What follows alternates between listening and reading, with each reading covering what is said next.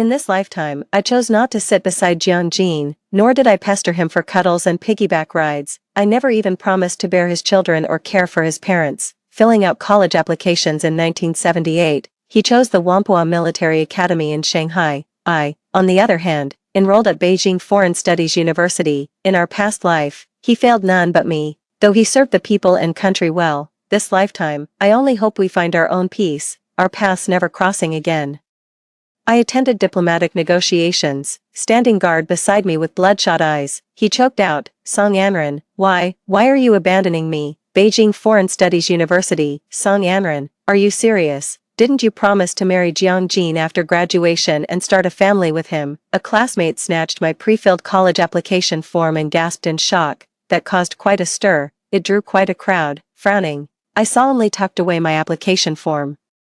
My classmates wouldn't let it go, teasing me relentlessly. Later, didn't you say you wanted to quit school? What made you change your mind? Even if you changed your mind, shouldn't you be going to Shanghai with Jiang Jin? Why choose the capital instead? To be honest, you don't want to marry Jiang Jin anymore. Think carefully, plenty of girls would kill to be with him. Jiang Jin's got top grades, movie star looks, and comes from a well-off family. He's the school heartthrob every girl adores. 1. If not for our childhood betrothal arrangement, I'd never have gotten this close to Jiang Jin, I replied calmly. We were too young to understand back then, mistaking adults' playful remarks as serious promises. Now I just want to focus on my studies and realize my potential. My response drew laughter from classmates around us. Song Yanran, even you don't believe what you're saying, do you? Jiang Jin just helped Lu Wanyuan with a few problems, and you're getting this jealous. How petty. Come on, even engaged couples fight and make up. If Jiang Jin hears you talking like this, he'll think you're being ridiculous. Perhaps I was too obvious about my feelings for Jiang Jin before. Now people distrust whatever I say. I won't bother explaining. Time will tell. Just then, the class bell rang. Jiang Jin entered the classroom with a group of classmates. His tall frame, chiseled features, deep-set eyes, and that distinctive air of scholarly refinement, he always stood out in a crowd. Simply mesmerizing. Even after a lifetime of experience, my heart still pounds uncontrollably at the sight of Jiang Jin today. His gaze remained forward, but his hand slipped a white rabbit candy from his pocket onto my desk. My observant desk mate noticed immediately and gave me a knowing grin. See, Jiang Jin still cares about you. Quit being stubborn. Tear up that college application form already. When it's time to marry, just marry. If I were engaged to him, I'd ditch school this instant to keep his bed warm. My cheeks burned as memories of Jiang Jin kissing my lips countless times flooded my mind. I quickly pushed the white rabbit milk candy toward my deskmate. Here, you can have it. I don't like sweets. My deskmate froze. Seriously, you used to treasure everything Jiang Jin gave you like it was gold, and now you're just handing it over. I nodded impassively. Here, take it. Though my deskmate and I weren't being obvious. Jiang Jin behind us still noticed. The next moment, I heard Jiang Jin kick over his chair. Someone teased, young Master Jiang, seems you've angered your little missus. Jiang Jin scoffed, if you don't speak, no one will mistake you for a mute. School was out. I handed the completed college preference form to the teacher. The teacher was momentarily taken aback by what I'd written, but said nothing. I slung my backpack over my shoulder and walked out of the school gate. Jiang Jin was already waiting at the school entrance. His eyes met mine with indifference before he turned on his heel and strode toward home. I trailed behind him, maintaining a careful distance. My parents died saving the Jiang family during the revolution. Old Master Jiang adopted me out of gratitude for my parents' sacrifice. At my parents' graveside, the patriarch vowed I'd be the only bride for the Jiang heir. This marks my 8th year living under the Jiang family's roof. Grandpa Jiang treated me very well, but Jiang's parents never liked me. They thought I wasn't good enough for Jiang Jin, nor worthy to be their daughter-in-law, even with the status of being their lifesaver. Despite decades of my devoted care, I still couldn't earn the slightest respect from Jiang's parents. So, when Lu Wanyuan interfered in my marriage with Jiang Jin, they wholeheartedly took her side. Wanyuan comes from a distinguished scholarly family, and she's now a renowned professor with students everywhere. What could you possibly compare to her? Your parents died saving us. We owe you that debt. But why drag Jiang Jin into this? You've held the title of Mrs. Jiang for all these years. Surely that's more than repaid any obligation, don't you think? Even the 2 children I bore have taken Lu Wanyuan's side. Aunt Lu is the only one worthy of our distinguished war hero father. A mere housewife like you should know your place. Just sign the papers, Mom. If Dad truly loved you, He wouldn't have stayed away all these years. Let dad have his happiness. He's devoted his life to this country. We shouldn't emotionally blackmail a national hero. Their every word cut me to the core. But I just can't accept this. Doesn't the saying go that a soldier's honor is shared equally by his wife? Why is it that in my case, I'd become the source of Jiangjin's misfortune? I packed my bags and headed for the border outpost. I must demand an answer from Jiangjin. Why did you divorce me? But before I could reach him, I was caught in a landslide and died alone in those desolate mountains. Do you really want to go to Beijing? Before I knew it, Jiangjin and I had already arrived home. He leaned against the doorway, standing a full head taller than me. I nodded. After careful consideration, I agree with what your parents said. We're still too young to take on the responsibilities of starting a family. His handsome face darkened as he narrowed his eyes. Don't you want to marry me anymore? How could I not want to, in this life or the last? My heart still races uncontrollably at Jiangjin's every move. I just don't want to be trapped in a loveless marriage anymore. I want to stop loving. And I want to let go. More than anything, I want to stay away from all the Jiangs. I murmured paying no attention to the shifting expressions on Jiangjin's face. Then I headed into the kitchen to start the fire and cook. By the time the meal was served, Jiang's parents and grandfather had returned home. I portioned out rice for each of them in turn, too. As we were eating, Grandpa Jiang turned his gaze toward me. When I went to school today to handle your withdrawal procedures, your teacher mentioned you're planning to apply to Beijing Foreign Studies University, Mr. and Mrs. Jiang froze momentarily before simultaneously turning to look at me. Only Jiangjin remained unfazed, continuing his meal in silence. I nodded. Understood. I'll prepare thoroughly for the exams, so we won't need to trouble grandfather about dropping out. Old man Jiang frowned deeply. Studying isn't bad, but between you and Jiangjin. Jiang's parents relaxed their expressions and quickly interjected. Father, young people having their own aspirations is wonderful. You shouldn't dampen their drive. Besides, women have equal rights now. There's no reason Jiangjin can attend military academy while Anren can't pursue advanced education. The old man had no rebuttal. There was just a hint of heartache in the way they looked at me. I understood Grandpa Jiang wanted to give me shelter. Little did he know, in this household, he was the only one willing to protect me. Everyone had long treated me like discarded shoes. Just then, Jiangjin spoke up. Forget whether you'll pass the exam or not, even if you get into Beijing Foreign Studies. Do you think the university will cover your living expenses? Mrs. Jiang paused, then caught on immediately. Exactly, Jin's military academy is tuition-free, but surely a foreign language school isn't. Song Anren. Don't tell me you're expecting the Jiang family to keep supporting you after you turn 18, Mr. Jiang's brow furrowed as well. Before Grandpa Jiang could speak, I cut in. I can work part-time while studying, and the school offers student loans. I'll definitely be self-sufficient by then. I looked at Grandpa Jiang reassuringly. I'll study hard and aim for scholarships. You'll support me, won't you, Grandpa? And with that, the conversation ended. Grandpa Jiang could only heave a sigh.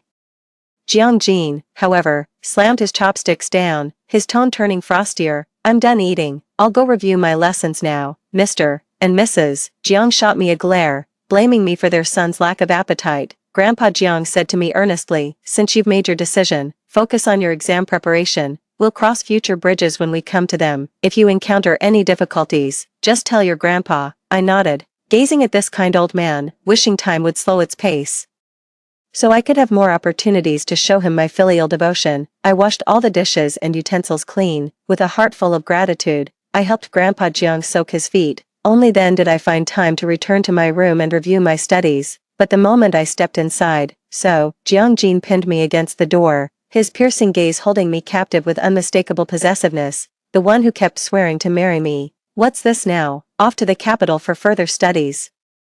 No longer willing to bear my children, my cheeks burned as I struggled. Let me go. He scoffed coldly before leaning down to press his lips against mine. This kind of thing. Not the first time this has happened. Back then, I'd always get completely consumed by it, even when terrified, even when anxious. But for love, I charged ahead without hesitation. I refused to be his puppet any longer. In a fit of rage, I bit his lip till it bled. He recoiled in pain, pulling away abruptly.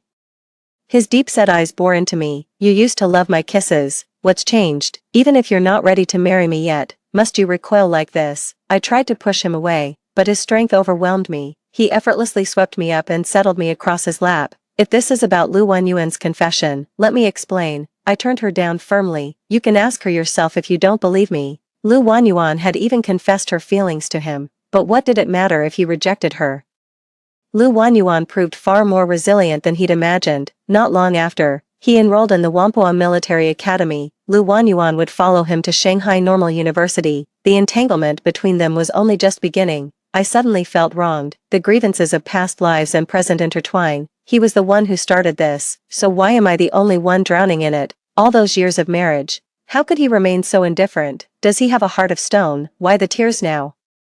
My eyes grew misty, his expression softened, the earlier sternness melting away. A long moment passed. He let out a quiet sigh. I know what you're thinking. You're afraid I'll leave you after going to Shanghai, aren't you? Don't worry. I've already promised Grandpa we'll get married right after my exams. I'll do my best to get you pregnant before I leave for Shanghai. The title of Mrs. Jiang will be yours without a doubt. She barely managed to hold back the tears threatening to fall. At last, I voiced the question that had haunted me through lifetimes. If you never loved me, why insist on marrying me? Why keep me trapped in the Jiang household? He froze, his expression tensing. Even the arm encircling my waist loosened slightly. I seized the moment to stand up, putting a good distance between us. He frowned. This isn't about love. You're my wife. That was decided years ago. I met his gaze calmly. So you married me just to fulfill Grandpa's promise at my parents' grave.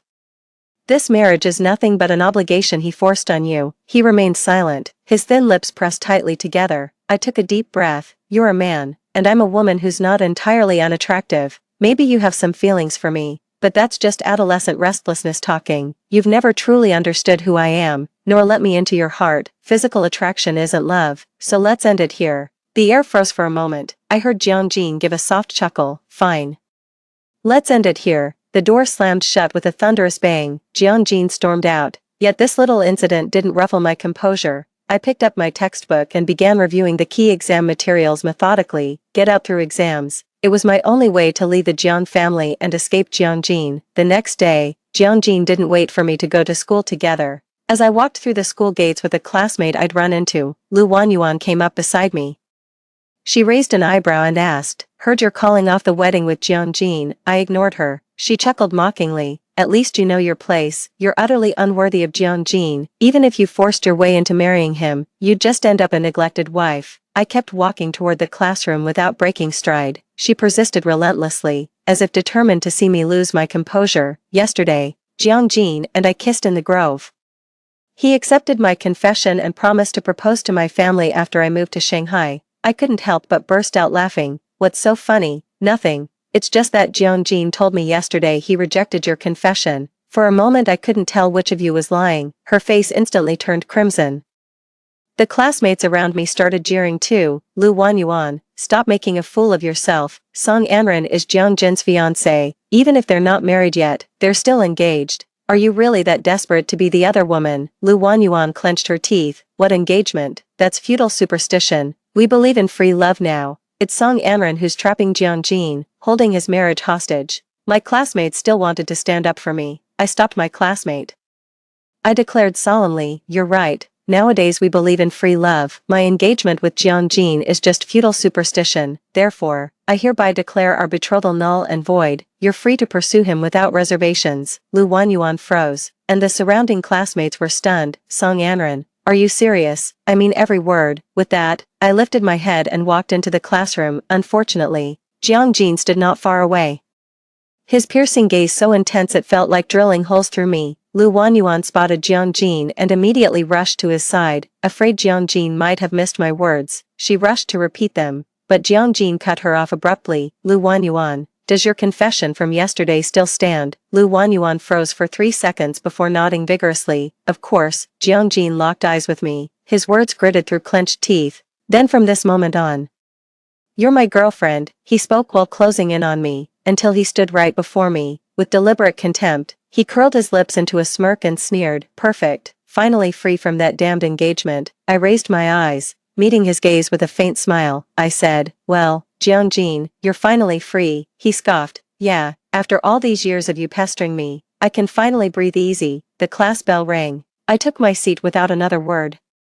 Lu Wanyuan seized the moment before the teacher arrived to move her seat next to Jiang Jin. My deskmate asked, Are you really giving up on Jiangjin? I nodded. What else? I'm only 18, should I bear his children, wait on his parents, and become his housemaid? I'm not that stupid. After that day, Jiangjin and Lu Wanyuan were often together. They went to and from school together, studied and learned side by side. They often displayed affectionate gestures in front of me, passing water bottles, feeding each other, helping with homework. They looked utterly devoted. Many classmates asked me if Jiangjin was really dating Lu Wanyuan. I'm not sure about that. Many classmates advised me not to clash with Jiangjin, warning that Lu Wanyuan might actually steal him away. I remained non-committal about it. If something can be taken away, perhaps it was never truly mine to begin with. News of their intimate relationship eventually reached the Jiang family's ears.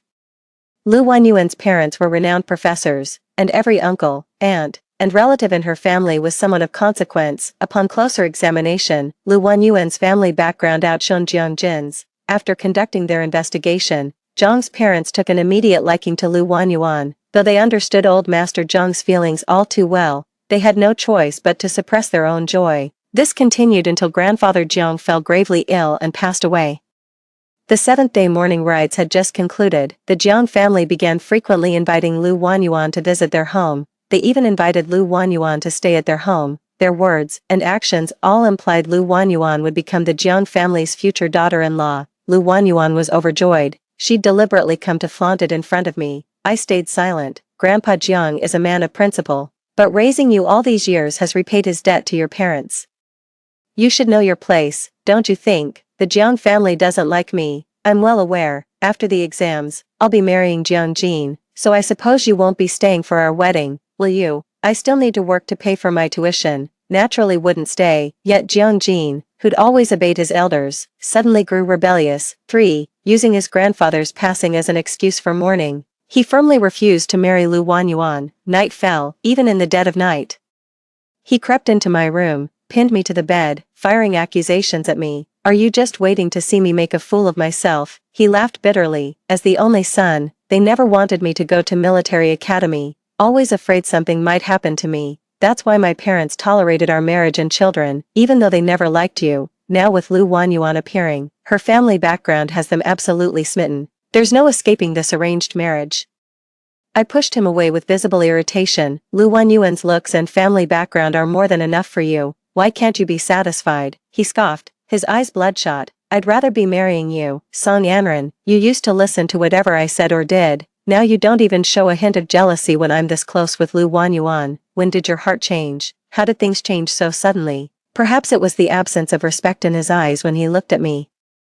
Maybe it was discovering those love letters he wrote to Lu Wanyuan. Years of wasted time eventually wore away all my affection for him. If marriage feels like too much for you right now, would you let me court you first? Don't go to Beijing. Shanghai has foreign language universities too. We could go there together. Song Yanran, you have a place in my heart. It was the first time I'd heard such ardent words from Jiangjin. His eyes reddened with sincerity and hopeful anticipation.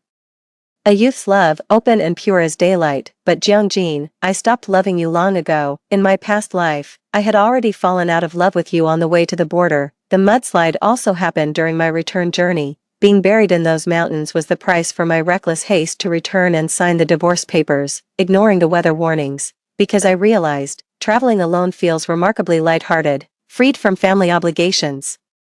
I discovered how breathtaking the roadside scenery truly is, so before even reaching the border, I'd already mapped out a grand tour across our homeland. Such is the irony of fate. But now, I'll never walk that path again, caring for in-laws, raising children, and nurturing grandchildren. Gazing at the young and handsome Jiangjin, the flutter in my heart had grown calmer with each passing day. All right, I'll go to Shanghai with you, I responded in a calm tone. The corners of his lips lifted slightly, and a glimmer flickered in his eyes. He held me tight. Once more, his lips brushed against my forehead. He turned to leave. Unfortunately, he ran into Lu Wanyuan, who had been looking for him. Lu Wanyuan immediately burst into tears. Jiangjin frowned, wanting to say something but at a loss for words. All I heard was Lu Wanyuan declare, Jiangjin, you've stolen my heart, and I won't let this go. Even if I can't marry you now, even if your heart belongs to another, I'll fight for you, she vowed with conviction, not a trace of hesitation. And in Jiangjin's eyes, I glimpsed a flicker of emotion. So that's how it is. Those years, perhaps it was through these subtle moments of tenderness that Lu Wanyuan gradually found her way into Jiangjin's heart.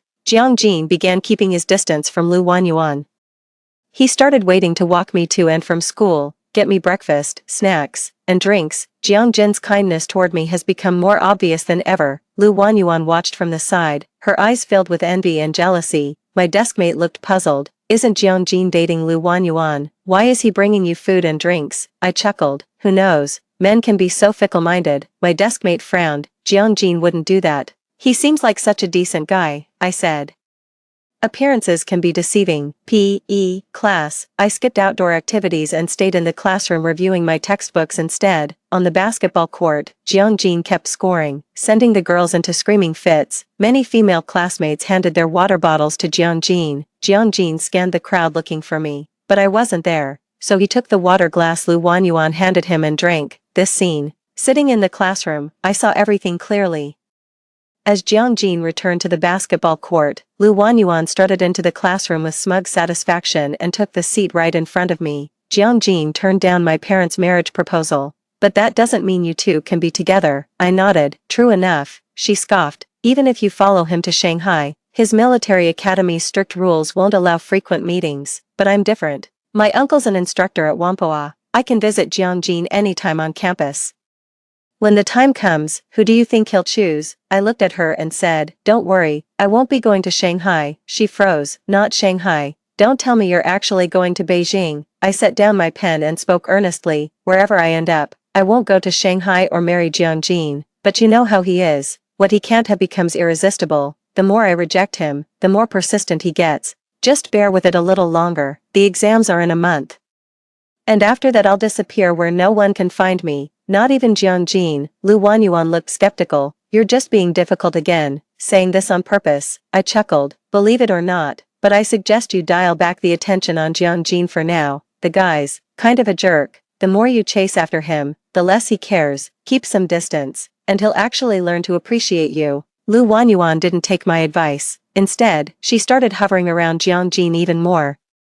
Meanwhile, Jiang Jin kept pestering me non-stop. The three of us kept showing up together at various events, making everyone around us raise their eyebrows in disapproval. My deskmate kept clicking her tongue in astonishment. This love triangle of yours is truly baffling. How can you stay so indifferent when Lu Wanyuan keeps pushing like this? If it were me, I'd have Jiang Jin kick her out immediately. If Jiang Jin's too shy to speak up, you could always chase her away as his fiancé. Since when did you become such a pushover? I shook my head. If Jiang Jin wanted her gone, he wouldn't need me to say anything. Besides, I've told you, I'm not his fiancé. The sidewalk belongs to everyone. There's no reason I can walk here while others can't. My deskmate looked stunned. You're really that broad-minded? I shook my head. I tapped my English vocabulary book. We made a deal about getting into Beijing foreign studies together. Finished memorizing your words yet?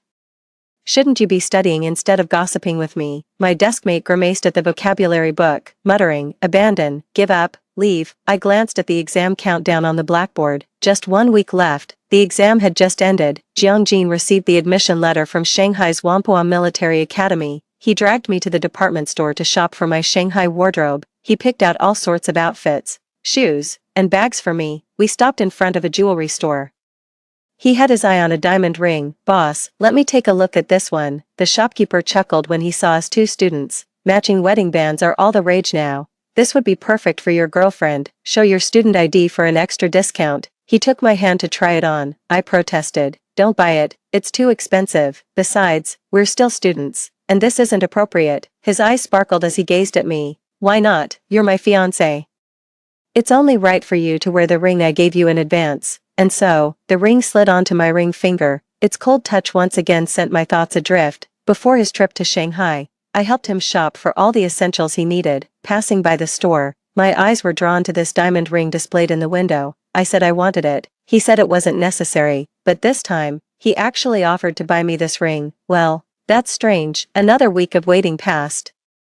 The admission letter from Beijing finally arrived in my hands. The moment I received the letter, I packed my bags and boarded the train to Beijing. I told no one, left without a note, alone. I witnessed the landscape shift from south to north. Unlike the watery south, the northern air is bone dry. I struggled to adjust at first, but as time went by, through the grind of working while studying, my frostbitten hands and chapped face no longer concern me. I must devote every ounce of my energy to this, for Only by becoming stronger myself can I break free from these shackles and escape life's miseries. The second semester of freshman year, I received a letter from Shanghai. Inside the envelope were 100 yuan and a letter. The letter was sent from Jiangjin. He said, "I don't know what happened between us that made you unwilling to even tell me about your decision not to come to Shanghai. Had you insisted on going to Beijing back then, I could have changed my plans to follow you there.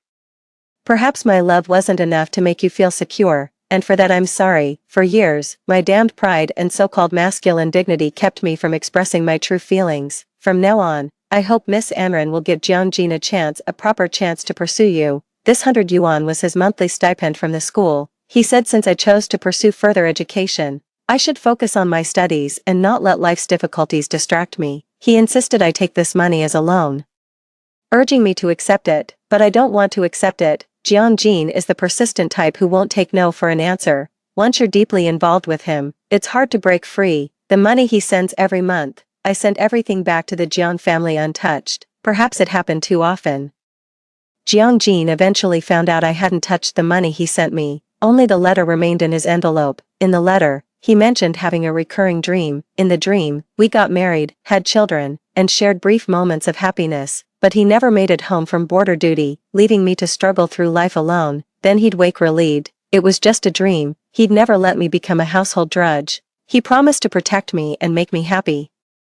Happiness from others isn't dependable. Only happiness you hold in your own hands lasts. The first semester of my junior year, I've won scholarships for 2 consecutive years. Most of my daily life issues have been resolved. Now I can focus more on studies, even having spare time for international student exchange events. Countless diplomatic engagements have truly taught me the meaning of statecraft, all because of language barriers.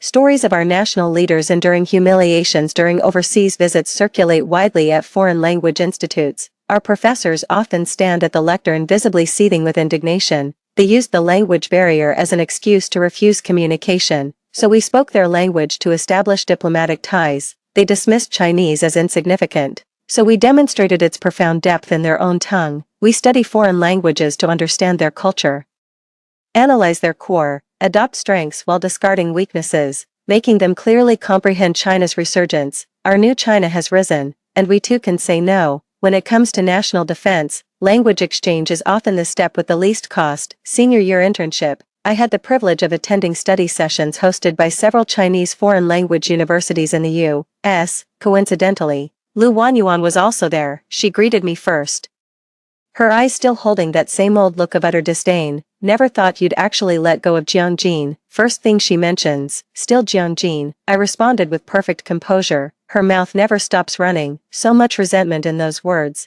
"After Jiangjin found out you weren't in Shanghai, he made several trips to Beijing looking for you, but he never dared to actually meet you, afraid you'd cut ties with him if you did. How ironic, you weren't even that into him before.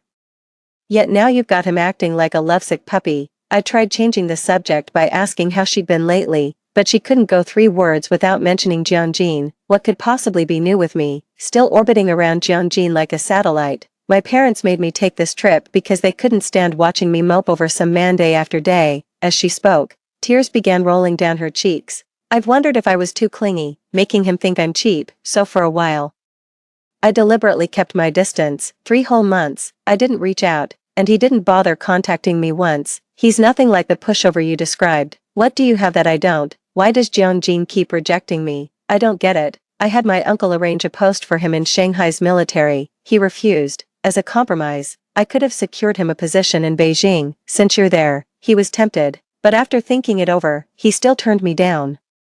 Said he didn't want to owe me or have any ties to me. Even claimed that in some past life, just exchanging a single letter with me made you furious. He's into you, only you, half the time. I can't even follow his logic. I suspect he's just making up excuses to reject me. Song Anran, I'm done competing. Just patch things up with Jiangjin. I can't stand seeing him moping over you. If you ask him to stay in Beijing, he will. Otherwise, if he really goes to the borderlands, chances to meet again in this lifetime will be slim. Those regions are dangerous. How could you bear to let him go? I listened quietly as she finished speaking. We finished the meal in silence. In the end, I never reached out to Jiangjin. I don't know how much of his dreams were about me, but I know this much. His dreams could only come true at the frontier. To bind someone with possessive love, how terribly narrow-minded. The year 1988, I'd become a seasoned diplomat, at every major diplomatic event.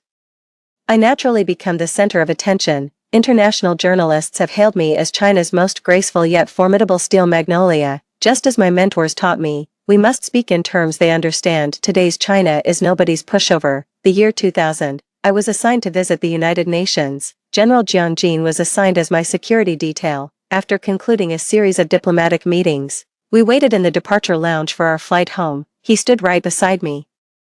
As tall and dazzling as ever, we're like strangers who've never met. He's carrying out his orders. I'm completing my mission. Not a single word was exchanged. Not bad. He guards his kingdom. I defend my honor. We were each on our own path. 5, steady and sure-footed in our strides. Had it not been for that sudden assassination, I might never have heard those choked questions trembling in his voice. The instant the gunshot rang out, Jiang Jin shielded me in his embrace immediately.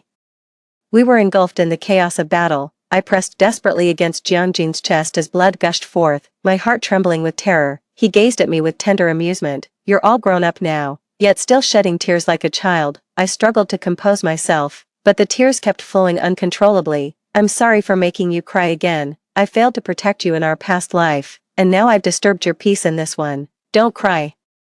Taking a bullet for you would be my greatest honor. I stood there stunned. I couldn't help but wonder if he, like me, had also been reborn. Then I heard him say, remember that dream I told you about before? Over the years it's become clearer. I dreamed you sacrificed your own happiness for my parents, for our child. I dreamed Lu Wanyuan came to force you into divorce, and you trembled with sobs. That made me reconsider whether I could truly bring you happiness. Turns out I couldn't.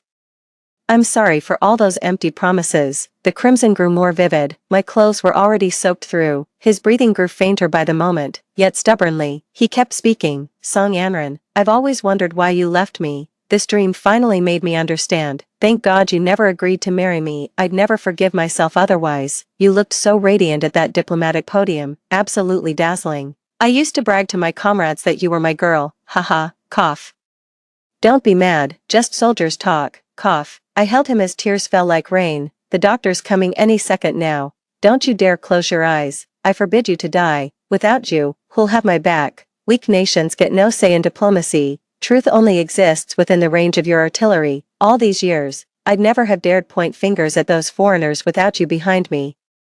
You must live. The mission of building a strong military for our nation still rests on your shoulders. He gripped my hand, his eyelids unbearably heavy. Finally, in the faintest whisper, he told me, don't worry, my comrades will protect you now. They're as steadfast as I was. Just focus on being the most radiant, most formidable Rose. After Jiang Jin's death, awarded military honors, after attending his funeral, I embarked on an overseas interview journey.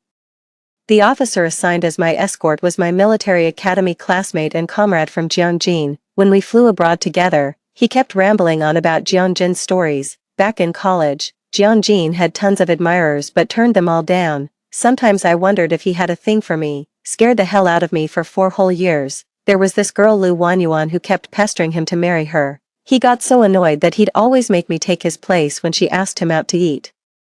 Then somehow, I ended up marrying Lu Wanyuan and having kids with her. Life works in mysterious ways. Ambassador Song, you're the goddess of our military. Half the troops have a crush on you, Jiang Jin included. He even claimed you 2 used to date. None of us bought that crap from our resident bullshitter. Haha, sigh, he said. Everyone in the cabin had tears in their eyes. Looking at the soldiers who all bore resemblance to Jiang Jin, my heart swelled with emotion. Jiang Jin was right. He and his comrades will always stand guard, for me, for the people, for our nation. Story 2, my brother has hated me for 7 years. The last time, I quarreled with him and left angrily on a rainy night, accidentally fell into the river and suffered memory loss. In the hospital, he was relieved and casually pointed to a terminally ill patient, saying, that's your real brother. Make sure you recognize this clearly, and don't bother me again. The pale-faced man approached and gently patted my head. Let's go then, big brother will take you home. Later, to save my terminally ill big brother, I braved snow-blocked roads to fetch a renowned doctor and stayed up countless nights with him, even at the cost of half my life. My elder brother stopped me in the freezing snow, his voice trembling with panic. Have you really forgotten me? The doctor declared my memory was disordered when I first woke up in the hospital bed.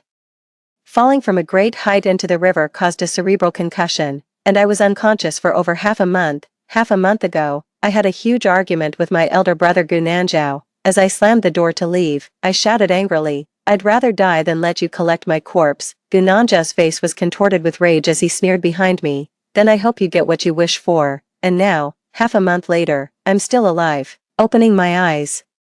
The early winter sunlight streamed through the hospital room window. After a long moment of dazed vision, I finally began to hear. Outside the hospital room, the doctor was speaking to Gu Nanzhao. 1. Head trauma, prolonged unconsciousness, memory loss or confusion are both possible. Not only might I forget my loved ones, I might not even remember myself. I struggled out of bed, wanting to go out and explain that my memory wasn't failing. I hate being hospitalized. I don't want to be trapped in the hospital because of this diagnosis. As I approached the door, I heard Gu Nanzhao's cold, deep voice. His tone seemed to carry something else, perhaps even something akin to delight. This could be considered a good thing. As if to confirm the doctor's words, he added, "She woke up groggily once last night, looked at me and asked who I was." I vaguely recalled the scene of briefly waking up last night. Gu Nanzhao was right, but at that time, I only asked him that because I was disoriented and couldn't clearly see faces in my blurred vision. The hand gripping the doorknob froze momentarily. The doctor spoke reassuringly. "There's no need to rush. We can only confirm after your sister wakes up. Even if there are memory issues, we can still." Then, it was Gu Nanzhao who interrupted the doctor's words. "Forgetting is good, no need to help her recover." I even detected a trace of unconcealed delight in his tone. "Is that how it is?" Hoping I'd forget about him. All these years, after Mom and Dad passed away, I've argued with him countless times, but in this world, he's the only family I have left. I've thought about death as an easy way out. Now that I've survived a brush with death, I hope to talk with him again. Open the door. I met a momentarily startled gaze outside the door, which quickly turned cold, because I'd been unconscious for too long. When I spoke, my voice was somewhat hoarse. "Brother, actually Gu Nanzhao quickly furrowed his brows, looking at me in disbelief. Soon, it seemed as if he was deceiving himself. He concluded that I must have lost my memory and was randomly calling him brother. There were many patients coming and going in the corridor. He seemed eager to shake me off, even reaching out to randomly point at a passing patient without looking, saying, "That's your brother." For a moment, I thought I had misheard. Stunned, I looked at him and asked, "What?" In Gu Nanzhao's eyes, there was a fleeting hesitation and struggle. "We've been siblings for over 20 years. No matter how much he hates or resents me, I still can't believe he would push me toward a complete stranger while I'm still recovering from my injuries. I think it's really time for us to have a proper talk." I was about to speak, no longer wanting to sulk. He suddenly spoke again, cutting me off. I said, "That's your real brother. Get it straight. Don't call people randomly, and don't bother me again."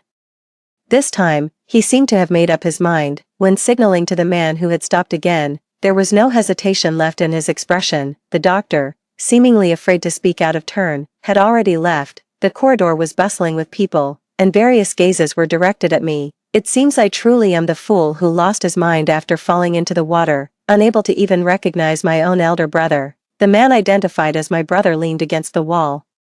Standing at the other end of the corridor, his figure was tall and slender, with striking features, yet unable to conceal the excessive pallor in his complexion. Any normal person would feel anger upon hearing such absurd accusations, but he just calmly looked at Gu Nanzhao through the passing crowd, then turned his gaze to me. It seemed like he was waiting for us to continue speaking. Gu Nanzhao spoke coldly again. "I'm just an ordinary friend of your brother, here to visit you out of courtesy.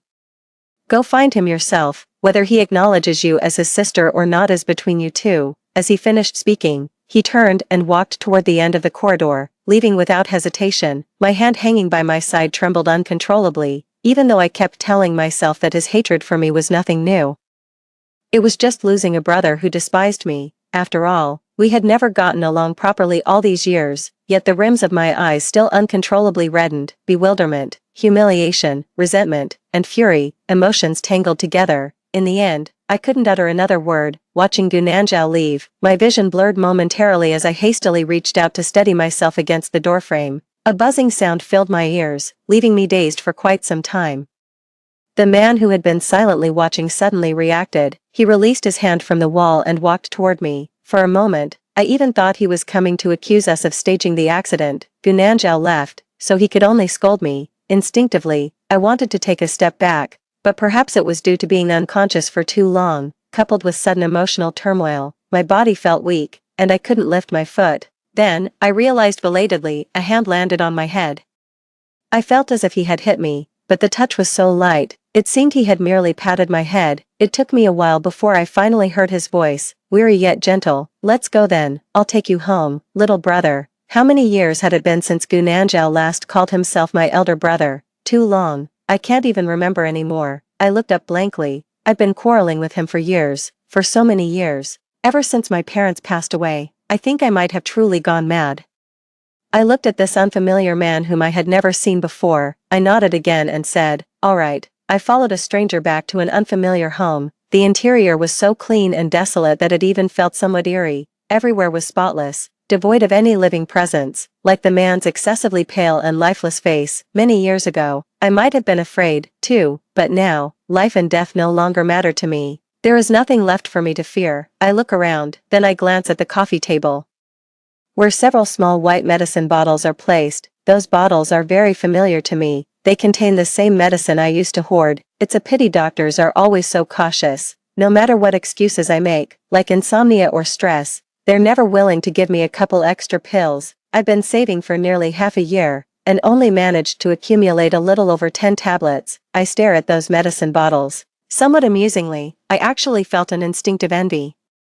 That amount would be enough to die. Beside the medicine bottle lay a photograph, somewhat peculiar, roughly 12 inches in size, in black and white. The man in the photo looks at the camera, calm and expressionless. The photo was so conspicuous that I couldn't help but take another look. I glanced sideways at the man standing beside me, whose expression was almost identical to the one in the photo. Even after being seen with such a thing, the man's expression remained unchanged. He calmly walked over to the coffee table and casually put the medicine bottle and photo into the drawer, then said gently, sit down, I'll go cook for you. Oh, he really seemed to believe it, that there was something wrong with my brain, making me forget my own brother. I regained some of my rationality. Deceiving someone who already wants to die carries a certain guilt in one's conscience. I want to explain before leaving. Recalling that photo, those pills, suddenly, I became curious about what misfortunes he had experienced that would make him, like me, want to end his life, and how did he manage to buy those drugs? As if possessed, I sat down. The man went into the kitchen, saying he would cook, but there was no movement for a long time. Feeling puzzled, I got up and walked to the kitchen door. I saw him open the refrigerator door, staring blankly inside. The huge refrigerator was as empty as the house, not even a single ingredient, not even a bottle of water.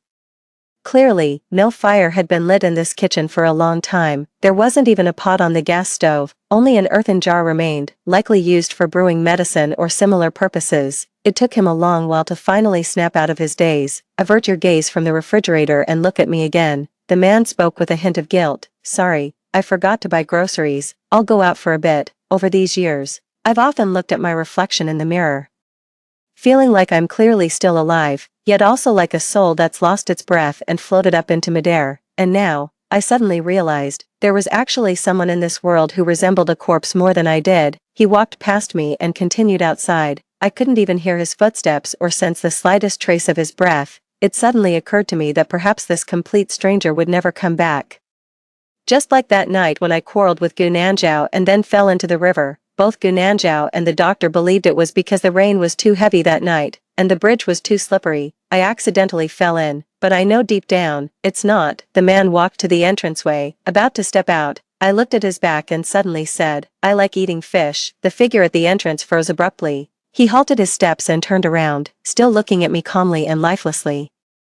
What? I met his gaze and repeated, I said, I want to eat fish, brother. Could you cook fish for dinner tonight? The front door was left open. The early winter evening was windy, and a cold breeze rushed in through the door. The hem of his coat fluttered, and his already messy bangs became even more disheveled, making his face appear even more deathly pale. The man's palm hanging at his side seemed to tremble slightly. After a long pause, he responded, I watched him leave.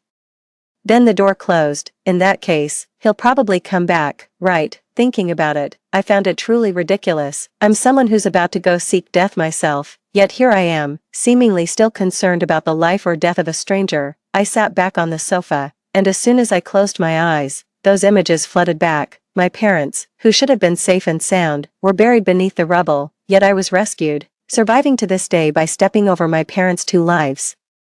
The scene shifted to Gu Nanjiao's eyes filled with resentment, the sound of gnashing teeth. Gu Nanjiao, you're the one who deserves to die. It's only right that you're dead, Gu Nanjiao. After all these years, have you truly lived with a clear conscience? I have no peace in my heart, so all these years, I've never had a single night of truly peaceful sleep, trapped in a nightmare. It took me a long while to struggle awake, opening my eyes. I looked toward the closed drawer beneath the coffee table. As if my hand had a will of its own, it reached over, silently opened the drawer again, and took out those medicine bottles. I've never stolen anything in my life, so when I reached out, even my palm quickly became damp, but I had carefully checked the dosage of this medication. I'll use half and leave the other half for him.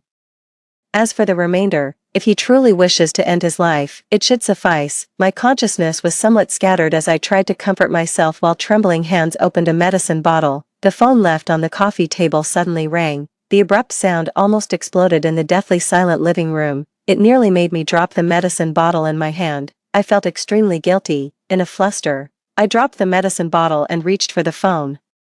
Only after answering did I suddenly realize this wasn't my phone. The man had left his phone at home when he went out. The call connected. An infuriated voice immediately came through. I'm telling you, Pei Yin, you can't keep a single cent of that 700 million from me. Not a chance. Even if I didn't raise you, I still fathered you. That cheap sister of yours died for you. As the father, inheriting my terminally ill son's property is only right and proper. Want to donate it all? Keep dreaming.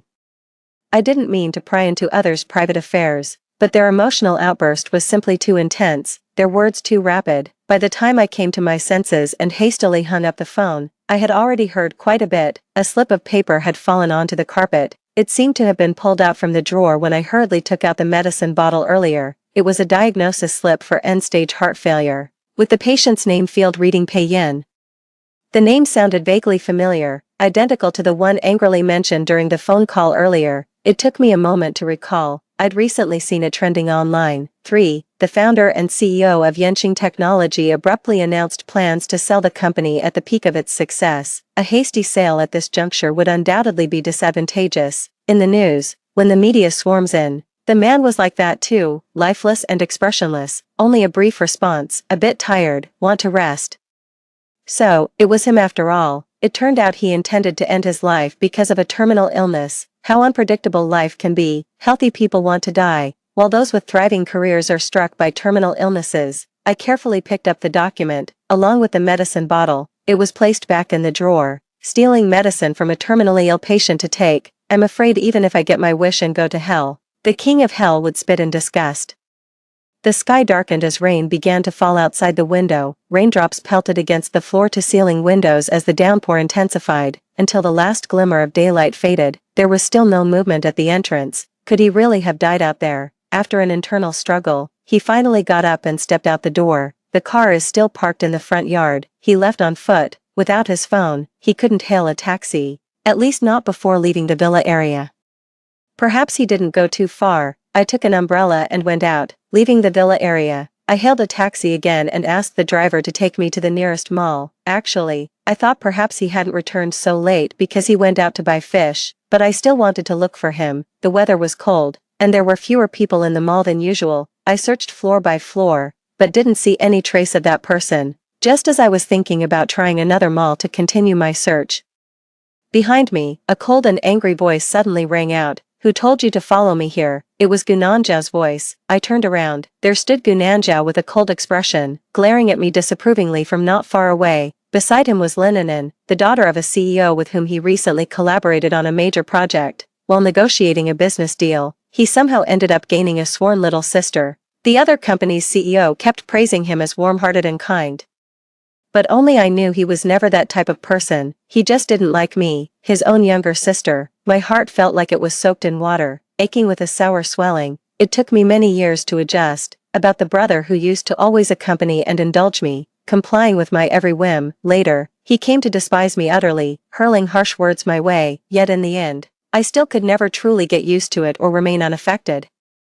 I remained silent for a long while before barely suppressing that discomfort in my heart. Clutching the umbrella tightly in my hand, I tried my best to remain calm as I looked at him and said, I wasn't following you. I came here to find someone. Gu Nanjiao's eyes burned with even greater fury. A place she'd never come before. If not following me, who else could you possibly be looking for? As soon as he finished speaking, behind him, I saw that familiar figure. To be honest, I still couldn't quite recall the face of that man named Pei Yin, but it would be hard to find another person whose face could be so pale and lifeless. He stood there, at a distance neither too far nor too close. He didn't come any closer, still looking at me calmly. It seemed he quite liked it this way, watching me from a little further away. Gu Nanzhao, receiving no response from me for a while, frowned and said, "I'm talking to you. Stop following me secretly. I'm not your brother, understand?"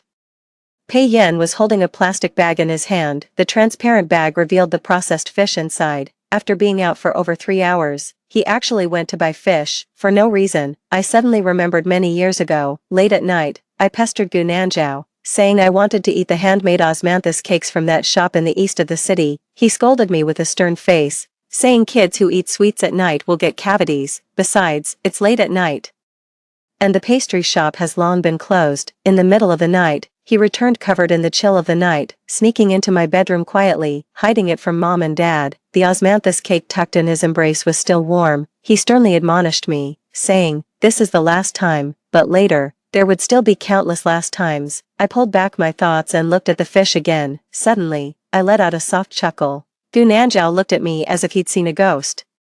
Following my gaze to look behind him, his expression instantly turned shocked and furious. "Why is this man still here?" I finally withdrew my gaze and gave him an answer. "I wasn't following you. I came to find my brother." Gu Nanzhao's gaze remained fixed on Pei Yin, his expression seemingly guarded. His tone carried reproach, yet his response was directed at me. "I told you, I'm not your brother. Stop calling me that." I walked past him and stopped in front of Pei Yin.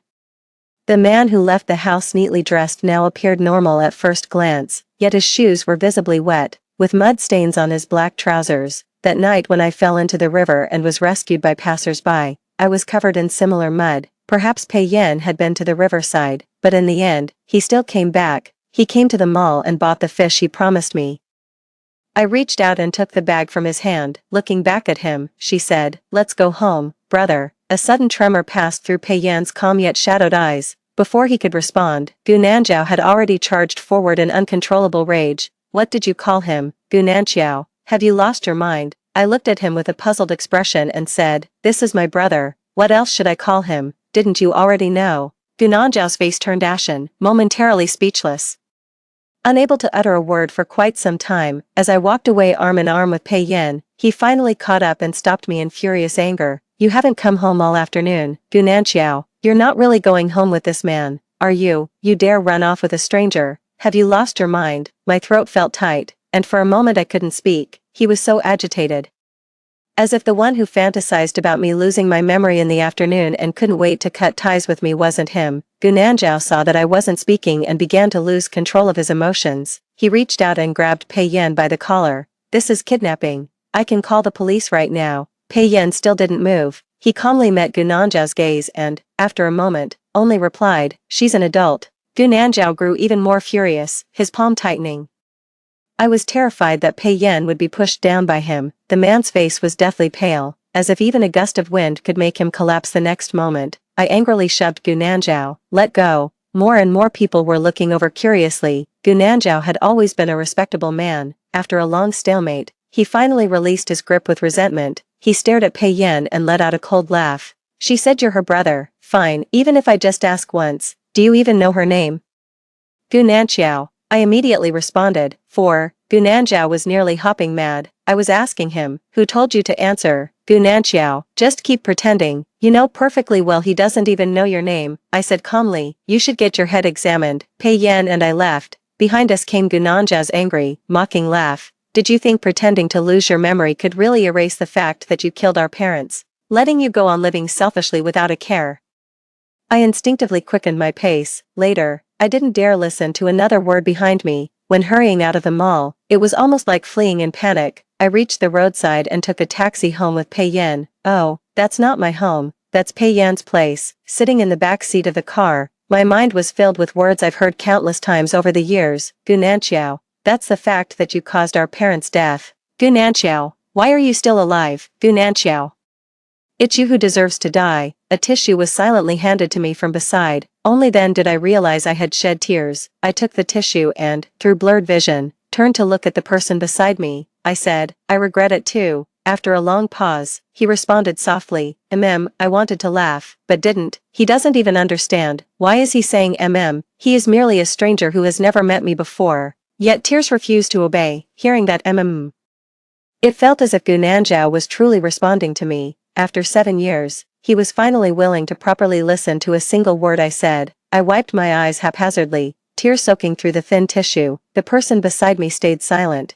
handing over another one. He didn't ask why I was crying, didn't ask if I'd remembered something, didn't ask whether I truly remembered or not. He didn't ask anything, just remained silent, until I cried myself to exhaustion, leaned back against the seat, and fell into a deep sleep. In the dream, Mom gently touched my head and said, "Xiao Qiao, don't cry, Mom will help you beat up your brother, okay?" I was a premature baby, weighing less than 2 kilograms at birth. Before I was even a month old, I nearly died in the incubator. My parents were heartbroken for me. From the moment I was born, they poured almost all their love and care into me alone. They would start preparing the celebration nearly half a month in advance before each of my birthdays.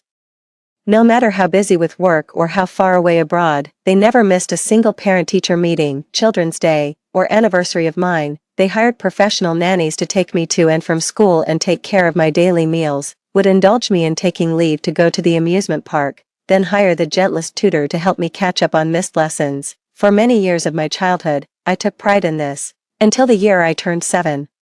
When I bought a gift after school for my brother Gunanjao's birthday and came home, only to find Gunanjao alone in his bedroom, eating a palm-sized cake. My parents went on a business trip out of town, and the nanny prepared dinner before leaving. I suddenly realized that for many years, I seemed to be the only one in this household who consistently remembered Gunanjao's birthday. Apart from himself, it appears it was only me. That night, I felt indignant on Gunanjao's behalf and wiped away angry tears. He frantically dropped the cake and hugged me, coaxing me by saying, "It's okay, big brother. Just like Mom and Dad, big brother only cares that little sister is healthy. That's all that matters." He didn't just say it, he meant it. Ever since I can remember, my elders have often joked with me about it. When I was born and put in an incubator, nearly dying, Gunanjao cried harder than anyone. That's why my parents treasure me most, their miracle survivor. Gunanjao feels the same way, yet he was also a child, with a birthday of his own. He wasn't born to be overlooked, born to always prioritize his younger sister. His parents still forgot his birthday countless times. Even on Gunanjao's 18th birthday, they remained indifferent as if nothing was amiss. After driving Gunanjao off to cram school early in the morning, I had to rush off for a business trip out of town. Coincidentally, I was on vacation at home. Mom didn't trust me alone, so she packed my luggage and insisted I come along. Furious, I shouted angrily, "I won't go, I hate you all, and I never want to go anywhere with you again." Mom's eyes turned red with sorrow. Dad had no choice but to ask the nanny to take good care of me before leaving with Mom. I stayed alone in the bedroom, preparing for Gunanjao's coming-of-age ceremony. Using my New Year's money, I booked the banquet venue in advance. He created a group chat again, inviting me along with his friends and classmates. I think parents and elders don't care about my brother, but I do. In the evening, I sent a message in the group chat. Just as I was about to call Gunanjao to ask him to go to the hotel for a surprise, inside the house, a faint tremor suddenly began. Then the chandelier on the ceiling abruptly fell, striking my head. My vision blurred into a hazy crimson, and I can scarcely recall what happened next. I collapsed to the ground, panicked and desperate to escape, yet too weak to rise. Then came my parents as if descending from the heavens. They might have entered through the bedroom door, or perhaps the window. Beneath the collapsing roof, they held me tight. The nanny fled alone in the critical moment. My brother, in the same cram school that also experienced the earthquake, was trapped under the rubble, in the endless darkness around me. Amidst the growing drowsiness, listening to my parents' anxious, exhausted, and persistent voices, "Be good, Xiao Qiao, don't fall asleep." That year, on your brother's 3rd birthday, he pestered our parents to go out and play. Mom accidentally took a fall, and after a week of bed rest to prevent miscarriage, you were still born prematurely. All these years, it's not that Mom and Dad forgot your brother's birthday. It's his guilt. He feels that celebrating his birthday is even more painful than not celebrating it at all. Be good, Xiao Qiao, don't fall asleep, don't fall asleep. I don't remember what time I was rescued. My parents' voices still echoed in my ears, but only their bodies were recovered. I couldn't believe it and asked the rescuers, but I just heard their voices. The rescuers told me it was a recording. 5, liar. They left first, recorded the sound with a phone, telling me not to sleep. Because I said I hated them, They were so heartbroken they didn't eat or drink all day, said they'd go out of town, but never did, come back to save me when the earthquake strikes again. Hungry, thirsty, and exhausted, they didn't survive the night. My life suddenly became a complete mess. No one ever mentioned that 18th birthday surprise I prepared for Gu Nanzhao again. Gu Nanzhao was rescued from the ruins of the cram school. My always gentlest brother confronted me with grief and anger for the first time. Weren't mom and dad taking you on a business trip? Why did you stay home? Why are you always so disobedient? Is it because you're throwing a tantrum to go to the amusement park again? I stared at his ferocious, nearly torn apart face. Suddenly I felt some truths didn't need to be spoken anymore. When it comes to my parents' death, my suffering and guilt alone are enough.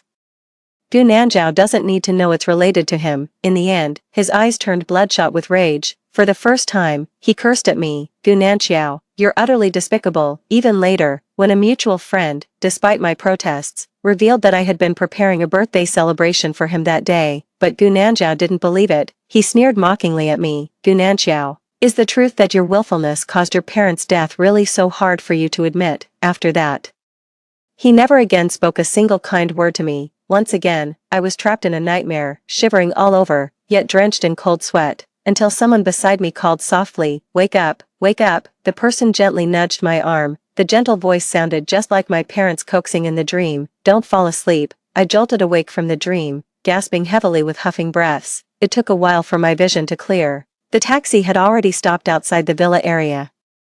Pei Yan turned his head, looking at me with some concern. He grabbed a tissue. After a moment's hesitation, he wiped the sweat from my forehead, then asked me, "You look pale. Are you carsick?" I tilted my head to look at him, remaining silent for a while, perhaps because I'd just woken up. His face appeared alternately clear and blurry to me, vaguely. It seemed as if Gu Nanzhao came into view again. Pei Yan let out a soft sigh, then took out the wallet to pay the fare, pushed open the car door, and helped me out. "It's not far now. Let's walk back." "Okay." I still remained silent and followed him out of the car. The night grew deeper, and a heavy rain had already ceased. Standing by the unfamiliar roadside, I shrank my neck as the wind blew against my face. Suddenly, there was a moment of daze, unsure of what year or month it was now. "I don't know why I came here." Pei Yan also seemed at a loss for words. He stood with me for a while, then looked at the two umbrellas still in my hands before asking, "Did you go out of your way to bring me an umbrella?" I stared at him for a long time. After a long while, I finally nodded. "Right, you didn't drive, and you didn't bring your phone either." I couldn't tell if it was the street light playing tricks or my blurred vision creating an illusion. I sighed. I noticed Pei Yan's expression falter slightly, and for a fleeting moment,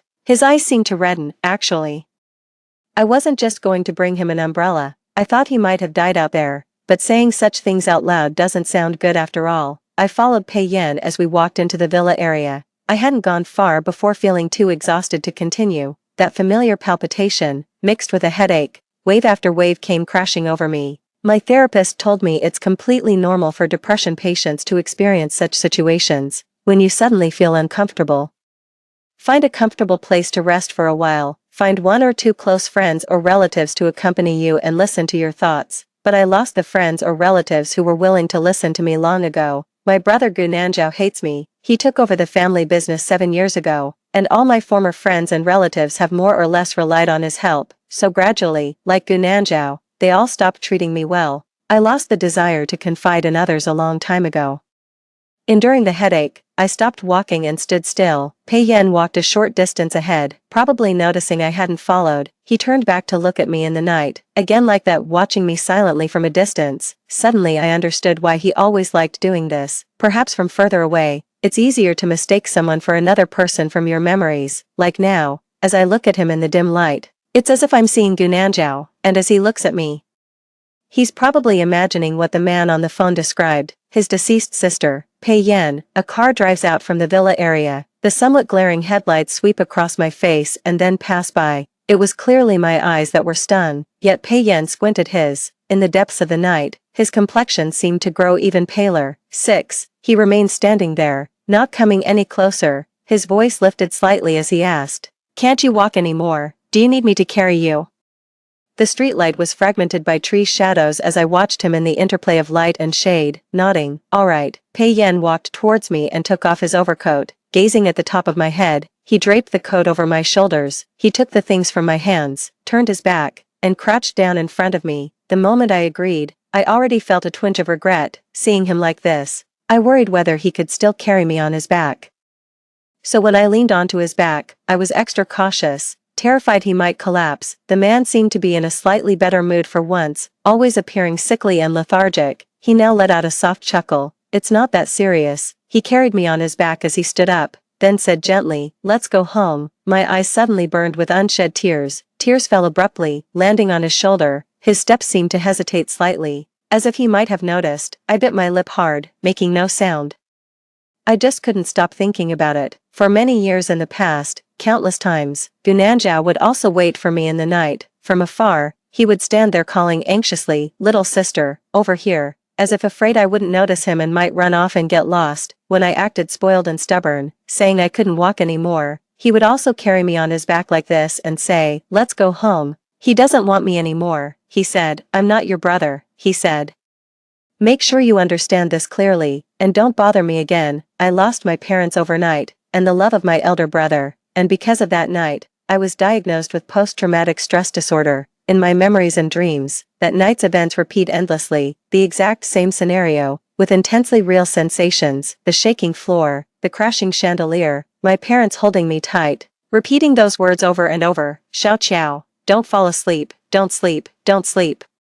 That's a recording, Miss Gu, that's a recording, Gu Nanjiao furiously accused and questioned, then severe depression, the psychologist told me, let's talk to your brother. But at that time, our family suddenly encountered a major change. Just after reaching adulthood, Gu Nanjiao had to join the company, and his personality drastically changed due to immense pressure. He shouldn't have to endure greater sorrow and suffering because of my mental illness. I started thinking about those things again, painfully, uncontrollably. My body seemed to tremble, and I heard faint sobs. It might have been the wind, or perhaps it was me crying. Pei Yan's voice sounded by my ear. Stars. I tilted my head and looked at the sky, seeing only the pitch-black darkness of night. I replied with a trembling voice, there are no stars. Pei Yan fell silent, until they finally reached outside the villa gate. He spoke again, we're home, Xing. Oh, he's calling someone. The young and promising CEO Pei, whose career is flourishing, once had a younger sister named Pei Xing. Passing through the wrought iron gate, Pei Yan set me down. He turned to look at me, his brows relaxing as if he wanted to say something. Upon seeing my face clearly, his expression froze momentarily. One must always return to reality. He looked at me for a moment, quickly regained his composure, and his expression returned to normal. As we entered together, he gently asked me, would you like the fish braised or boiled? I replied, boiled, please, something lighter. Given his health condition, he probably shouldn't eat anything too heavy or spicy, right? Wash vegetables, cook, and then eat. We ate the meal in unusual silence. Halfway through the meal, Pei Yan suddenly looked at me and said, actually, you and I. It seemed he couldn't bear to deceive me any longer. Carefully considering his words, I pretended not to hear it. After serving a bowl of fish soup, he spoke again. It seems a bit too spicy. Should we use less chili next time? There was a struggle in Pei Yan's eyes. After a long pause, he finally responded, all right. He pushed the water glass toward me. Then have some water, Nan Qiao. After finishing the meal, he tidied up the bedroom for me before returning to his own room to rest. Unable to sleep at night, I got up in the middle of the night and left the bedroom, wanting to go downstairs for a glass of water. Just as I stepped out, I faintly heard violent coughing coming from the adjacent bedroom. It seems there were also sounds of vomiting mixed in, continuously, incessantly. The sounds were terrifying to hear. I went over and knocked, but there was no response, only violent coughing and retching. I tried to open the door, and it wasn't locked. The door opened, and by the moonlight, I saw the man sitting on the sofa. A strong smell of smoke and alcohol hit me as his back was hunched in the dim light. Bending over the trash can at his feet, one hand gripping the sofa, his arm was trembling violently. I didn't turn on the light and walked over. The pale moonlight faintly illuminated the bloodstains on the carpet by his feet. In the late stages of heart failure, one may cough up blood. Smoking and drinking like this is practically suicidal. Those few white medicine bottles containing sleep aids were thrown in front of him, mixed with cigarettes and alcohol. One medicine bottle was opened, and all the pills spilled onto the coffee table. Perhaps he opened the bottle intending to take the medicine but then lost his grip. Hearing footsteps, he looked up at me. In a flustered hurry, he pulled open the drawer and haphazardly stuffed the medicine bottles and pills inside. 7. He also wanted to hide the cigarettes and alcohol, but probably realized I had already seen them. With blood still smeared at the corner of his mouth, he looked at me with dazed eyes, his expression full of agony. "I'm sorry, Big Brother shouldn't have acted this way." I sat silently beside him and asked, "Do you really want to die?" For a moment, I couldn't tell if I was asking him, or asking that question to myself, who had wanted to end my life countless times. "Do you really want to die that much? Is it really impossible to try living on?" Pei Yan looked at me blankly. After a long pause, he finally replied self-deceptively, "It's just because I have a terminal illness, under the moonlight." I gazed at his face. What if heart failure could be treated by finding a compatible heart for transplant? Pei Yan's face trembled, but he didn't respond to me. After a long silence, I continued, "Hey, should we try to keep living? In this world, we who are no longer noticed by anyone, rather than dying silently, how about trying to live on, at least every Qingming festival? We can personally offer a stick of incense to the family members we've let down, at the very least."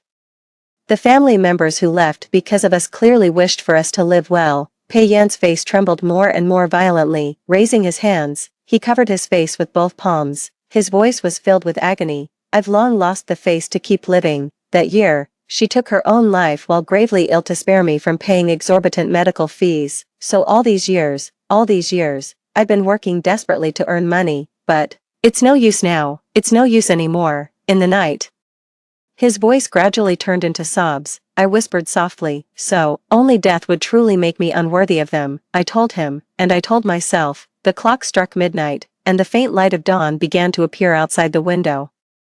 After a long while, Pei Yan finally released his grip, looking at me with a sorrowful expression as he said, "So you really..." He didn't continue, but I understood what he meant. He knew it. I was indeed pretending, feigning that I had mistaken him for my brother. The answer is self-evident. I didn't answer, just stared into his eyes. "How about we try to find a compatible heart for you?" Pei Yan's expression was pained and confused. "Why are you helping me?" I responded, "Because if you can keep holding on to life, then I, too, want to try living on, just as my parents risked their lives and hoped for." We gazed at each other in prolonged silence through the quiet night. As the sky gradually brightened, Pei Yan finally nodded. He said, "All right, but I'm afraid I can only disappoint you." I laughed and said, "Don't be so lacking in confidence. Miracles might happen." I lived like a walking corpse for 7 years, but now I've suddenly started finding things to do. Pei Yan's health was deteriorating day by day. It became difficult for him to go to the company again, but the matter of selling the company was also temporarily put on hold. His physical condition makes it difficult for him to travel around, contacting hospitals and medical institutions to find a compatible heart. Fortunately, apart from occasional mental health episodes, I don't have any other serious illnesses or injuries. I took on the important task of finding a heart for him. I worked almost every day from dawn to dusk, contacting renowned hospitals both domestically and abroad. To gain the hospital's attention, I donated some more money to them. Pei Yan and I weren't living lavishly, but fortunately, we were both relatively well off. Before my parents passed away, they left me a will with 100 million in savings and 30% of the company's shares. On minor New Year's Day, I was in the kitchen preparing the New Year's Eve dinner with Pei Yan. Suddenly received a phone call from Norway. When I answered the phone, Pei Yan was washing vegetables by the sink. His health was deteriorating, and he could barely muster the strength to cook anymore. But he had already dismissed the previous housekeeper. He felt bad about leaving me to cook alone, so he insisted on helping out. Listening to the voice on the other end of the phone, I met Pei Yan's gaze as he turned from the sink. Perhaps we spent a considerable amount of money.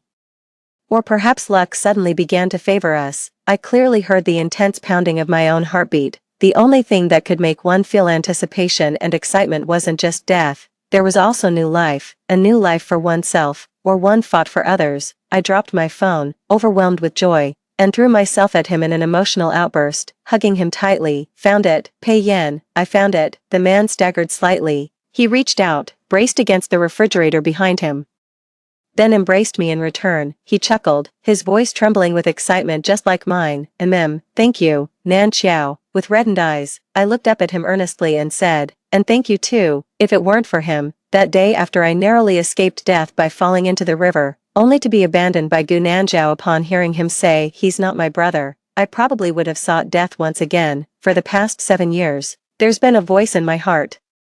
It has whispered darkly to me countless times, "Gu Nanzhao, die, just die. If you die, you won't dream anymore." If you die, you won't keep reliving that day. If you die, the pain will end. 8. And now, an additional voice occasionally emerges in my mind, carrying the tenderness and affection my parents once had. It says to me, Nan Xiao, try to save yourself, try to live on, just like how you saved Pei Yan. With a heart full of excitement, I said, if the surgery goes well, let's live well from now on. Okay. After a long pause, Pei Yan nodded. Yes, together, we'll both live well, for ourselves, and for our deceased family members. I began preparing for the arrangements to go abroad with Pei Yan for the heart transplant surgery. We agreed that if the surgery went smoothly, we'd consider settling there for some years. Gunanzhao no longer acknowledges me as his sister. There's probably nothing left tying me to this country anymore. I want to try living in a different place, hoping to no longer be haunted by nightmares every night, no longer endlessly contemplating suicide. After Pei Yan's surgery, he would also need several years of proper rest and recuperation. Norway's tranquil environment makes it ideal for convalescence. Once the decision was made, Pei Yan immediately contacted a real estate agency in Norway and purchased a house. However, the risks of heart transplantation remain enormous, with limited success rates. It would be best to find the most experienced and professional cardiac surgeon to perform the operation. Internationally renowned in this field is a Chinese-American professor surnamed Wei. I managed to inquire and finally learned that Professor Wei would be returning to the country by the end of the year. Went to a remote mountain village in Jiangqing to spend the new year with my elderly mother who refused to leave her hometown. Only staying for a few days, I couldn't reach him. So after much deliberation, I decided to try making the trip in person. When asking for a favor, speaking face-to-face shows more sincerity. Jiangqing had been experiencing heavy snowfall for several consecutive days. Pei Yan didn't feel comfortable letting me go alone, but couldn't stop me either. In the end, we both compromised. I booked 2 plane tickets, and he agreed to accompany me. The plane landed in Jiangqing. Then we transferred to a bus heading to the township. After arriving in the small town, the road to Professor Wei's village was closed due to heavy snow and ice. No vehicles could take us into the village. We could only find a small inn in the town and settled in temporarily. The inn had poor soundproofing. Late at night as I lay in bed, I heard Pei Yan's violent, painful coughing and retching again. He must have coughed up blood again. The hospital in Norway contacted me once more, advising us to go there as soon as possible to prepare for the transplant surgery. The snow outside the window continues to fall heavily. At the first light of dawn, I gritted my teeth and got up to leave. The route from the town to the village isn't complicated. I asked the innkeeper to draw me a map, then bundled up in thick cotton-padded clothes. Leaving the inn, I walked along the deserted icy road toward the village. It was nearly noon by the time I finally reached my destination.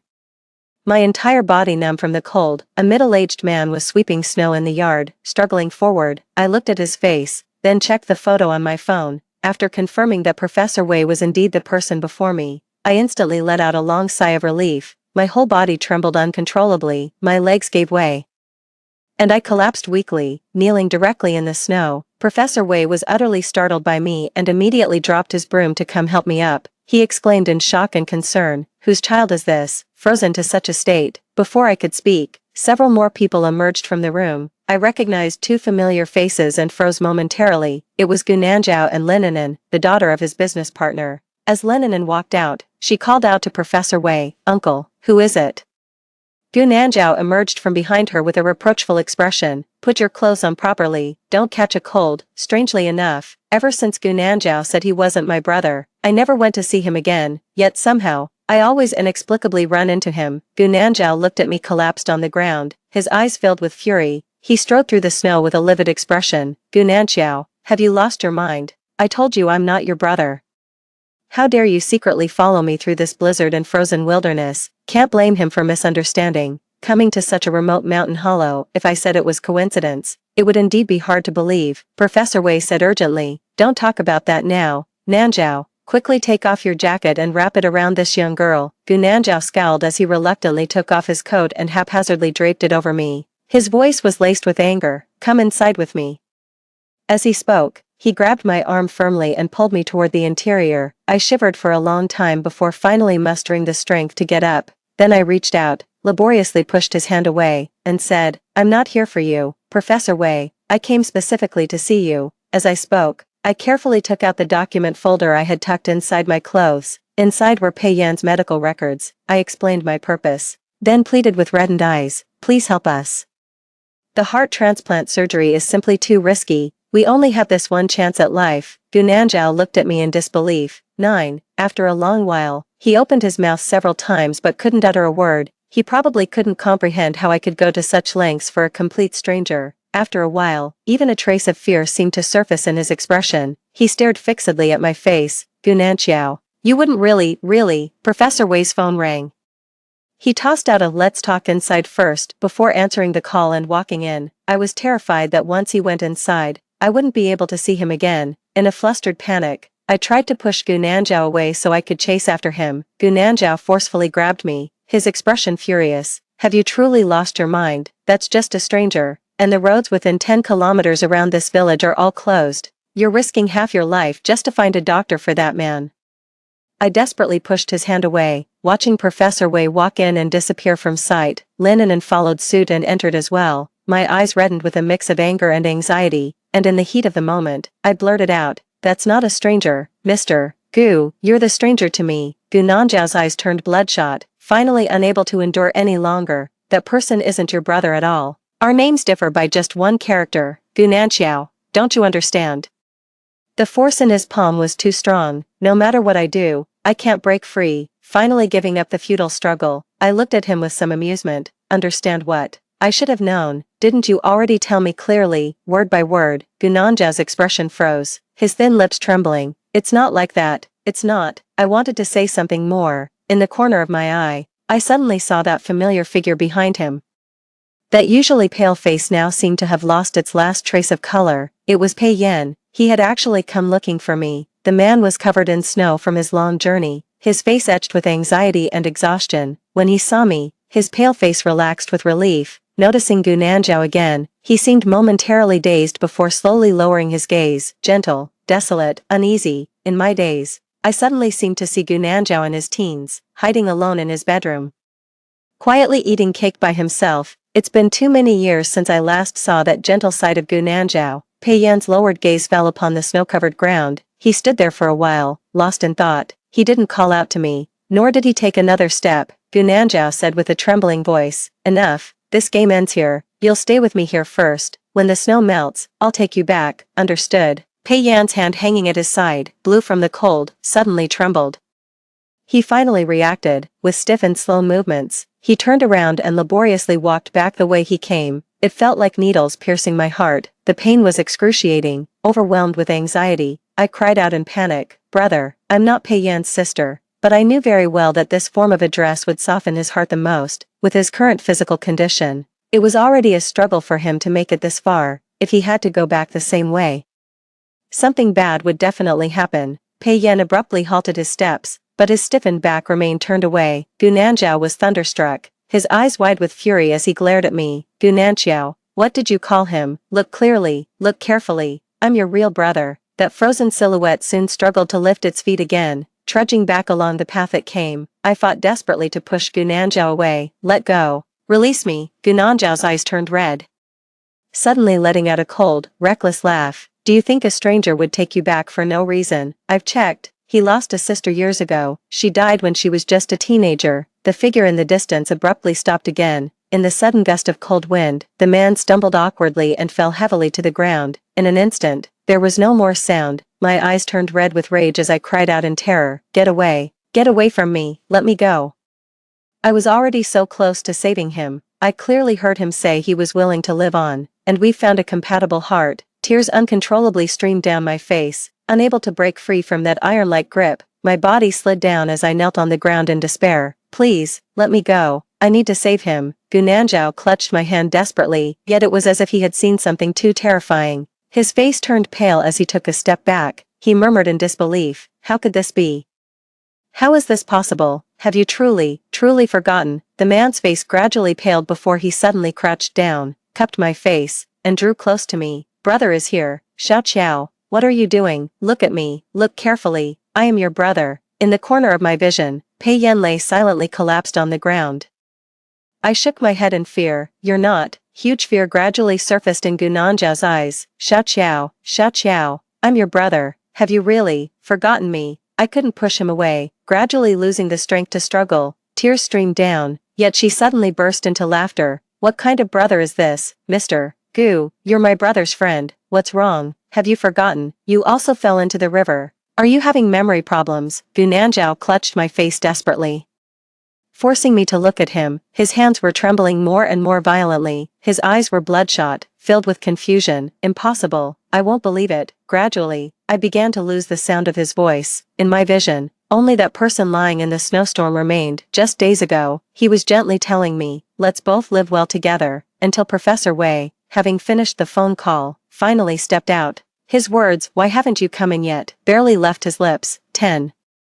Seeing the scene in the snow, he immediately shouted angrily, what's going on here? Hurry up and save them. How can you joke about human lives? All I could hear was a violent ringing in my ears, my vision blurred. Professor Wei quickly checked Pei Yan's condition, then with great effort helped him up and took him inside. As he passed by me and Gu Nanzhao was still gripping me tightly, unwilling to let go, angrily shouting, first figure out who your real brother is. Then we'll talk about saving him. Professor Wei couldn't free his hands, his face darkened with anger, and in frustration he simply kicked Gu Nanzhao hard. Nonsense, human lives are at stake. If you want to make trouble, at least pick the right time. Gu Nanzhao wasn't prepared for someone to strike, losing his balance and staggering sideways, momentarily releasing his grip on me. I immediately scrambled to my feet in panic, stumbling after Professor Wei as he rushed inside.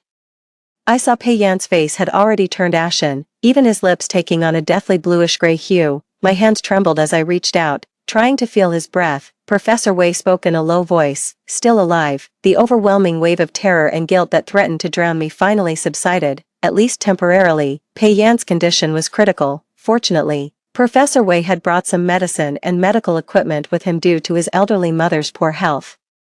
He provided emergency treatment for Pei Yan and then administered in 4 drip. Pei Yan still hadn't woken up, but his breathing had stabilized. At night, I slept on a makeshift bed by his bedside, thinking this way makes it convenient to check on his condition and breathing at any time. Heart failure patients must absolutely avoid catching cold. After all the commotion during the day, I'm worried his condition might worsen late at night, with a heart transplant on the horizon.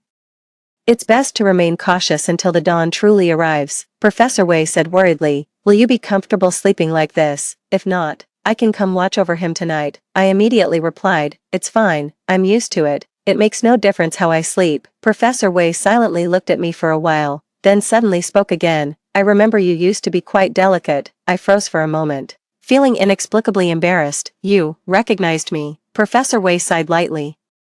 You've lost so much weight. I remember you used to have such a plump, fair face, and were particularly willful and mischievous. Back then, your parents and brother spoiled you so much. Really? The words trailed off halfway, left ultimately unsaid. After a long pause, he finally asked again, did you have a falling out with your brother? I saw no reason to hide it and answered truthfully, he refuses to acknowledge me now. Professor Wei and I go way back when my parents were still alive.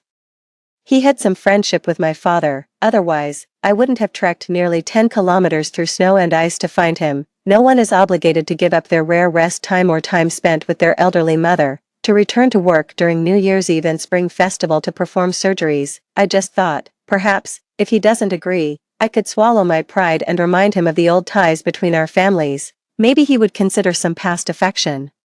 But forcing someone's hand is something I can't quite bring myself to do. Professor Wei didn't elaborate further on the private matters between me and Gu Nanzhao, nor did he ask about my relationship with Pei Yan. After a moment of contemplation, he spoke again. Heart transplant surgery has the lowest success rate among all organ transplants. As a doctor, I can only do my best. You need to be mentally prepared for all outcomes. I was overjoyed for a moment. I wanted to express my gratitude urgently, but was too overwhelmed to speak for a long while. Professor Wei said gently, get some rest early. You don't look well. You should find time to take care of your health. A compatible heart has been found, and the best doctor is ready. Lying in bed late at night, I gaze at the moonlight outside the window. Suddenly I feel that the light, which always seemed dull and gray before, appears exceptionally bright tonight, like the rising sun at dawn. It's been many years since I last felt such joy. Early the next morning, Pei Yan finally woke up. I told him about Professor Wei's agreement, and he was as delighted as I was. While I was talking to him, someone knocked on the bedroom door, and then it was pushed open. Gu Nanzhao stood outside with a stern face, his tone somewhat awkward. Go down and eat. I made breakfast. I just had an argument with him yesterday, and being around him was really quite awkward.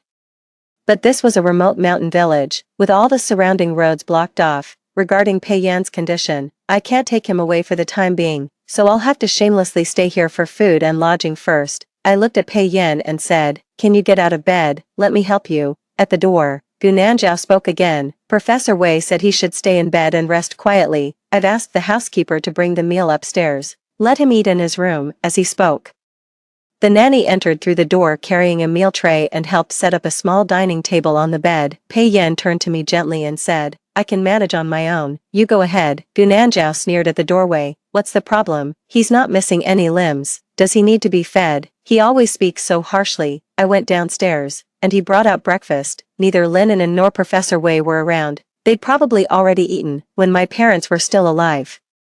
Gu Nanzhao and I would walk home from school together, and he often cooked for me. Back then, I was particularly picky, and he knew my tastes best. After my parents passed away, I never got to eat his cooking again. 11. The company always had endless work, and Gu Nanzhao resented me.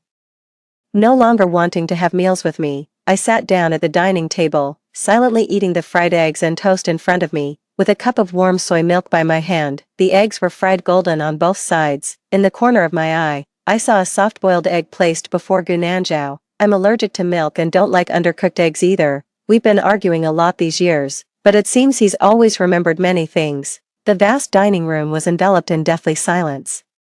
I suddenly realized that my brother, who used to share everything with me, now sits beside me, only making me feel extremely awkward and embarrassed, sitting so close while eating. I truly don't know what to say to him. I could only force conversation. "The eggs seem a bit burnt." Gu Nanzhao responded with a dissatisfied "Oh, didn't you say you liked it more well done?" He stood up and took away the plate in front of me.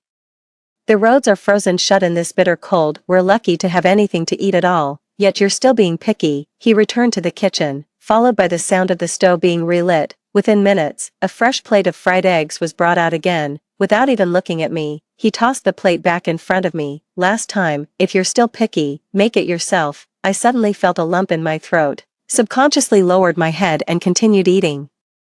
Gu Nanzhao's voice was displeased. "That's enough acting. The weather cleared up today. The road should be unblocked by afternoon. After finishing the meal, get ready to come back with me." It felt like a lump of cotton was stuck in my throat. For a moment, the words of agreement almost spilled from my lips. In this world, we truly only have each other left as our sole family. Before I could speak, he glanced upstairs again, his voice laced with loathing. "That man isn't short of money. Don't interfere with him anymore. Let him find someone to pick him up himself. He can figure out his own treatment. Stop meddling with these ill-intentioned." So, he didn't just call me here for breakfast. The premise of taking me back is making me abandon Pei Yan. The food I was chewing suddenly became difficult to swallow. I set down my chopsticks neither lightly nor heavily, raised my eyes, and looked at the person beside me. How was he ill-intentioned? Gu Nanzhao's rarely softened expression quickly darkened again. "Do you still want to defend him? Traveling thousands of miles here for a stranger, walking for hours in the freezing snow to seek medical help for him." As he spoke, anger rose within him again. "Look at yourself. What have you become? Did you care this much even when our parents passed away?" The knife that had been stabbing my heart for 7 years suddenly felt like someone grabbed its handle again. Twisting the blade inside my chest, I abruptly stood up, letting out a cold, bitter laugh. Emotions finally burst through the dam. I no longer wished to pretend with him. "What do I look like now? Gu Nanzhao, you were the one who told me he's my brother, who told me to stop bothering you and to go with him." Still not satisfied. "So what do you expect? What should I be like, and what should he be like? Didn't everything go as he wished?" Gu Nanzhao's thin lips trembled. After a fleeting trace of guilt flashed in his eyes, it quickly turned into raging anger. "You were indeed pretending." I stopped avoiding and met his gaze directly. "Yes, I was pretending. But you were the one who told me to get lost first. For 7 years you were unhappy with me clinging to the Gu family, and now you're unhappy that I've left. 7 years ago I had a fight with my parents and stayed at home. I couldn't predict there would be an earthquake later. They passed away because of me, and I'm more heartbroken than anyone. So, what else do you want from me?" For 7 years, I dreamt of that day every single night. That recording was the thing I feared most. Yet I still played it on loop countless times during countless sleepless nights, like some form of self-torture. The moment I close my eyes, all I see is my parents covered in blood. I'm afraid of the dark. Afraid of enclosed spaces. I sleep with the lights on. yet suffer from endless sleepless nights, nervous exhaustion, depressive mood. If death could atone for sins, I'd dream of nothing but dying, but my life was saved by them risking their own. I tried countless times, yet retreated at the last moment every time. Living feels like betraying them, but dying would betray them even more. I live a life worse than death, yet cannot die. Countless times, I deliberately wandered in pitch-black alleyways, like a madman. I even fantasized that some desperate criminal would suddenly appear and stab me to death. I looked at Gu Nanzhao, my eyes gradually turning completely red. Why don't you tell me? What exactly do you want from me? Or better yet, why don't you just kill me? Gu Nanzhao looked at me in disbelief, as if he was seeing a stranger. A strange emotion flashed in his eyes, somewhat resembling the expression my once doting elder brother used to show. It was the same expression he'd wear whenever I occasionally felt wronged in the past, tender yet helpless, but the current Gu Nanzhao would no longer feel any heartache for me. The emotion I saw quickly fading in his eyes was probably just my illusion. His tone was full of disgust and cruelty. Kill you, Gu Nanzhao? Would your parents come back to life if you died? Someone as willful as you who caused their parents' death should live in eternal suffering. My chest felt like a gaping hole had been torn open, every breath carrying the metallic tang of blood. After a long while, I finally managed to calm down with great effort and nodded. Fine, do as you please. I won't be going back with you. I walked past him and went straight upstairs. Behind me, Gu Nanzhao remained silent in anger for a long time. Then suddenly, he called out to me, Xiao Qiao, a voice too long unheard, gentle, abrupt, and strange. My heart suddenly skipped a beat.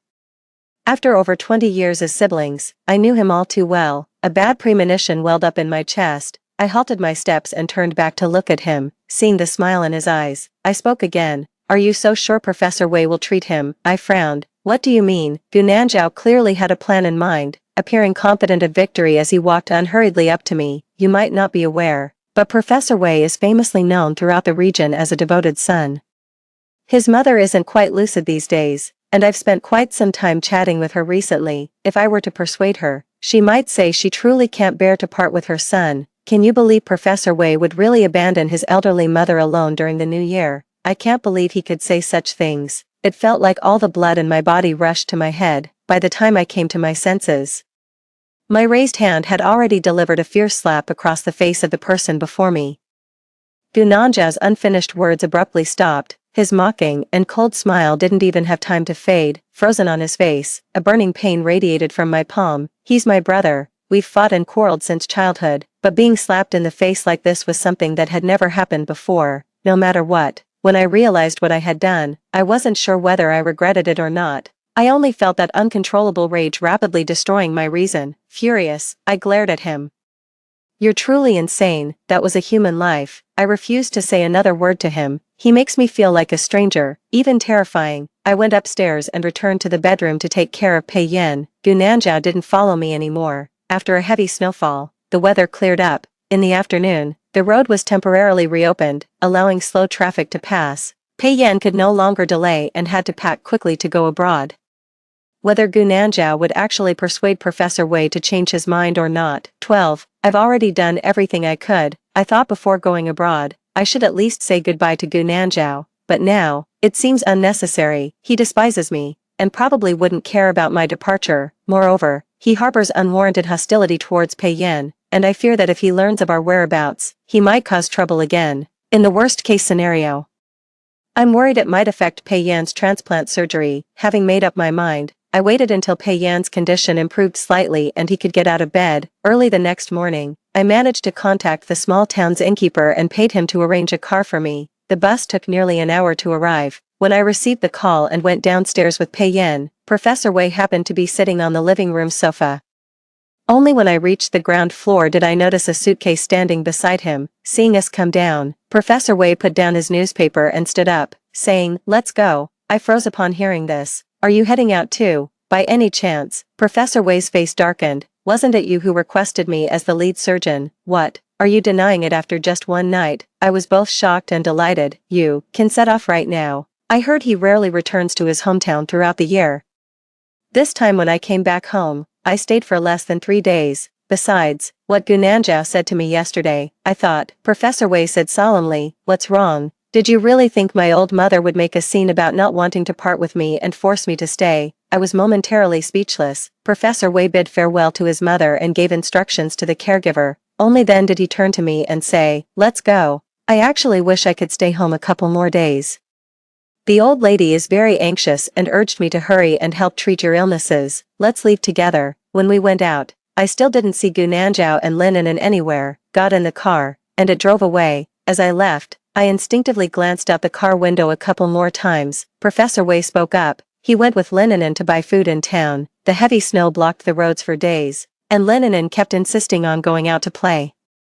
I let out an awkward "oh" and hastily averted my gaze. After paying, the car took us directly to the city airport. Passing through the town market, I suddenly spotted Gu Nanzhao and Lin Anan among the scattered stalls and crowds. They were standing in front of a sugar figurine stall, where the vendor handed a freshly made candy sculpture to Lin Anan. The girl said something, then shoved the milk tea in her hand into Gu Nanzhao's grasp, reached out, fished out his wallet from his coat pocket, and handed over the money. For many years in the past, I was just like this too, dragged Gu Nanzhao out shopping, then dug into his pockets to pay the bill. The car sped away, the scene flashing past my eyes in a hurry. A moment later, my phone buzzed. I took it out to see a WeChat message from Gu Nanzhao, abrupt and oddly brief. The message read, "What to eat?" A few more photos of the stalls. The clearest one shows a stall selling handmade osmanthus cakes.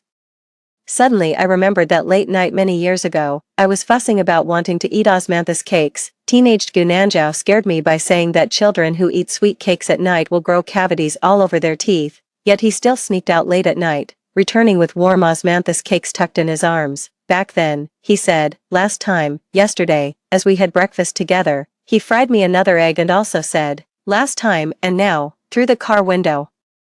I watched that rapidly disappearing figure behind me. I think, perhaps this is truly the last time. I put away my phone without replying to that message. Upon arriving at the airport, just before boarding, the Norwegian real estate company called Pei Yen again. They asked about our approximate arrival time in Norway to finalize the housing purchase contract. After hanging up the phone, Professor Wei nearby looked surprised. "Are you planning to settle down there?"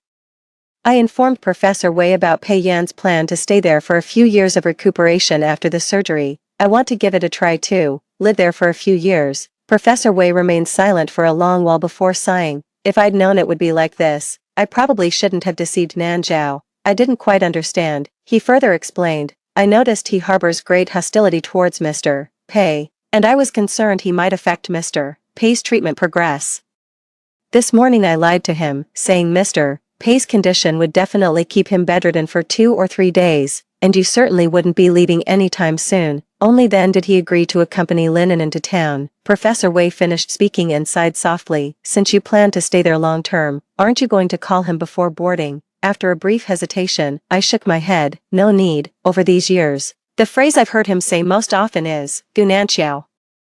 Why was it our parents who died instead of you? Maybe I shouldn't fight anymore." The boarding announcement came over the PA system. The phone in my pocket seems to be vibrating. I didn't pay any more attention to it, got up and entered the boarding gate. Gu Nanzhao felt uneasy. Ever since leaving Professor Wei's house with Lin Anan, he had been feeling inexplicably unsettled. He was absolutely certain that if Pei Yan couldn't get out of bed for a few days, Gu Nanzhao wouldn't be able to leave.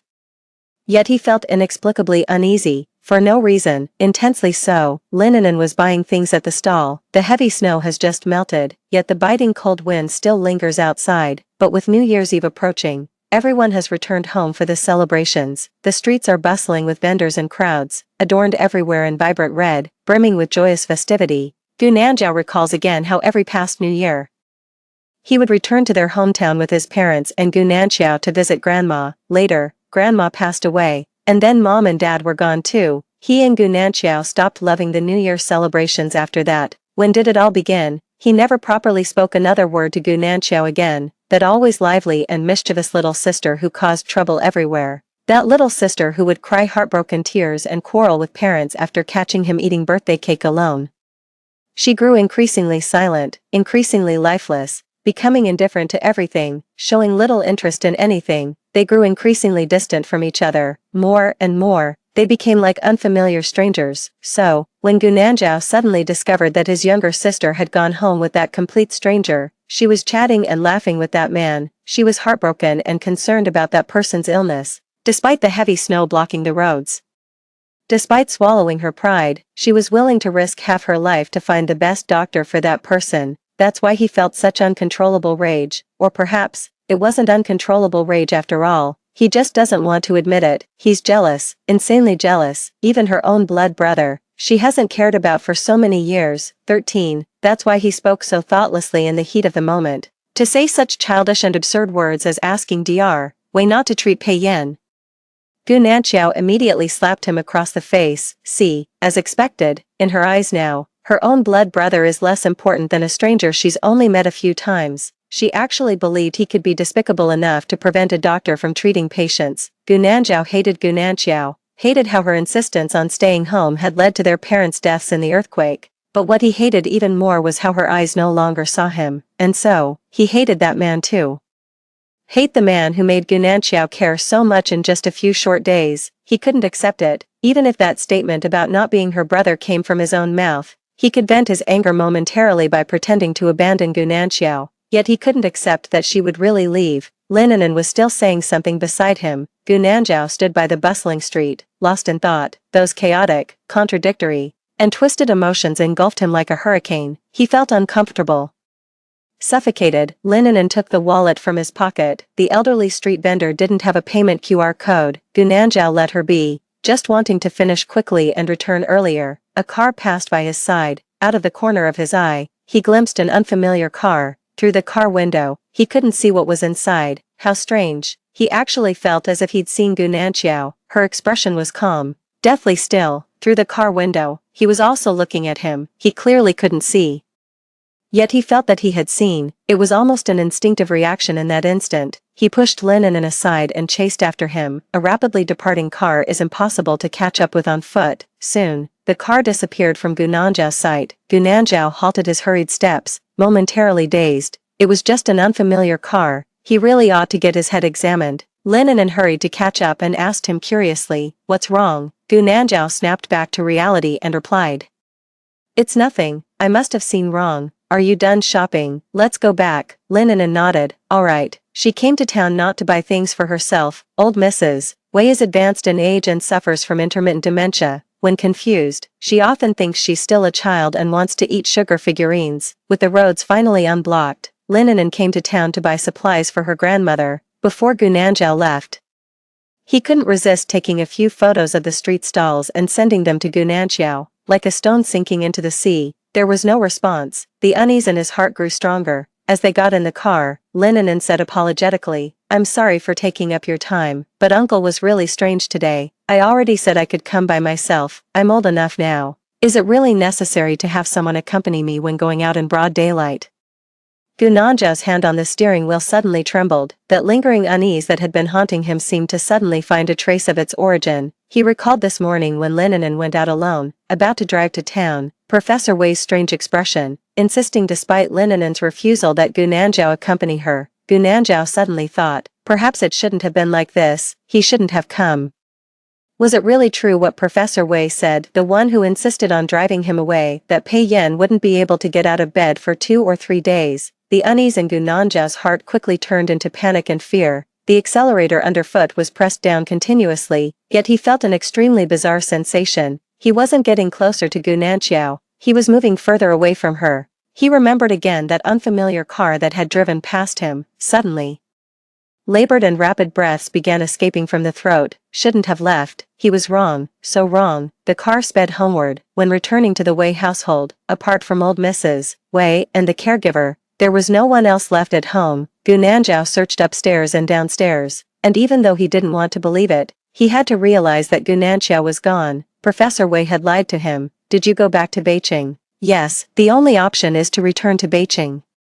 Beijing has the best hospitals and medical facilities in the country. Professor Wei must have gone to Beijing with them to treat Pei Yan. It doesn't matter. Once he returns to Beijing, he can still see Gu Nanxiao. Gu Nanxiao tried to console himself, but cold sweat began to bead on his forehead. He went to Old Lady Wei's bedroom and asked casually, forcing calmness, "Have they gone to North City?" Old Lady Wei was unusually clear-headed, sitting by the window basking in the sunlight. Hearing this, she looked at him in surprise and said, "North City, they went abroad to treat that gentleman, didn't you know? They say Xiao Qiao and that person even planned to settle down there." Gu Nanjiao's phone remained on the WeChat chat interface in his hand. Above, he had sent photos to Gu Nanjiao, but there was no response from the other side. Upon hearing this, the phone in his hand suddenly fell to the ground. Gu Nanjiao couldn't find his younger sister. He couldn't reach her and couldn't find out which country she had gone to. He suddenly remembered again when Lin Anan took the wallet from his coat pocket. He inexplicably felt that Gu Nanjiao was looking at him. Perhaps it wasn't an illusion. They were each other's only remaining family in this world. It was probably a premonition from the unseen. He felt her presence before him, then sensed her departure, yet only now did he come to understand, in this time that was already destined to be too late. At that moment, Gu Nanjiao saw Lin Anan take the wallet from his pocket. Such an intimate gesture. What is she thinking in her heart? For so many years, Gu Nanjiao intentionally maintained close contact with Lin Anan, knowing full well it would upset Gu Nanjiao. He still deliberately did it. He resented Gu Nanjiao and intentionally wanted to make her unhappy. But it's not just because of this. He approached Lin Anan also because she was Professor Wei's niece, 14. Over these years, since her parents left, Gu Nanjiao always seemed lifeless. Gu Nanjiao once secretly followed her to the hospital. He heard her tell the doctor that she often felt chest tightness, shortness of breath, and difficulty breathing. Gu Nanjiao worried that she might have a heart problem. He wanted to consult the most specialized Professor Wei in this field for detailed advice. But since his parents passed away, Professor Wei and the Gu family had grown somewhat distant. Gu Nanjiao felt awkward again, unwilling to admit outright that he sought out the doctor out of concern for Gu Nanjiao, so he thought of reconnecting with Professor Wei through Lin Anan. Then, at the right moment, he could casually bring it up. He wanted to ask about Gu Nanjiao's condition and have Professor Wei take a look, but Gu Nanjiao would never know about these awkward and twisted thoughts of his.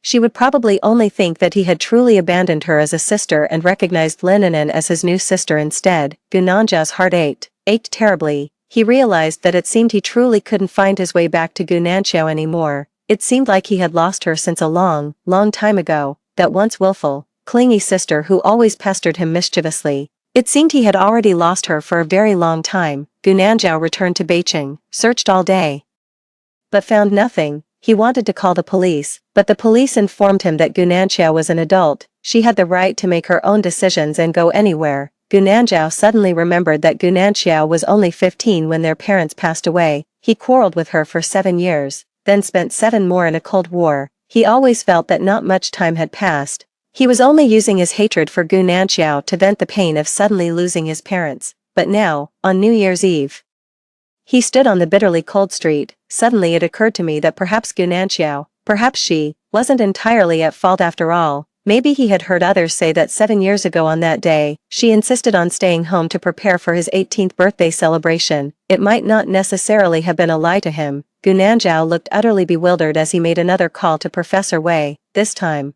the call actually went through. Gu Nanjiao was momentarily overjoyed, asking with a trembling voice in panic, "Professor Wei, you know where Xiao Qiao is, don't you? Please tell me." The voice on the other end remained calm as it interrupted him. "Nanjiao, I called to tell you this. Given your behavior these past few days, I definitely won't tell you a single thing about Nanjiao and Mr. Pei's whereabouts, so, don't waste your effort." Gu Nanjiao was burning with anxiety. "I promise. I won't interfere with any of your treatments when I come. I was just really worried about her. She also had heart problems. I once heard her tell the doctor that she often felt short of breath." Professor Wei said solemnly, "I've reviewed her medical records. Her heart is perfectly healthy. The shortness of breath was caused by her frequently recurring depression over these years." Gu Nanjiao instinctively retorted, "How could that be? She's been perfectly fine all these years. There's no way she could have any psychological."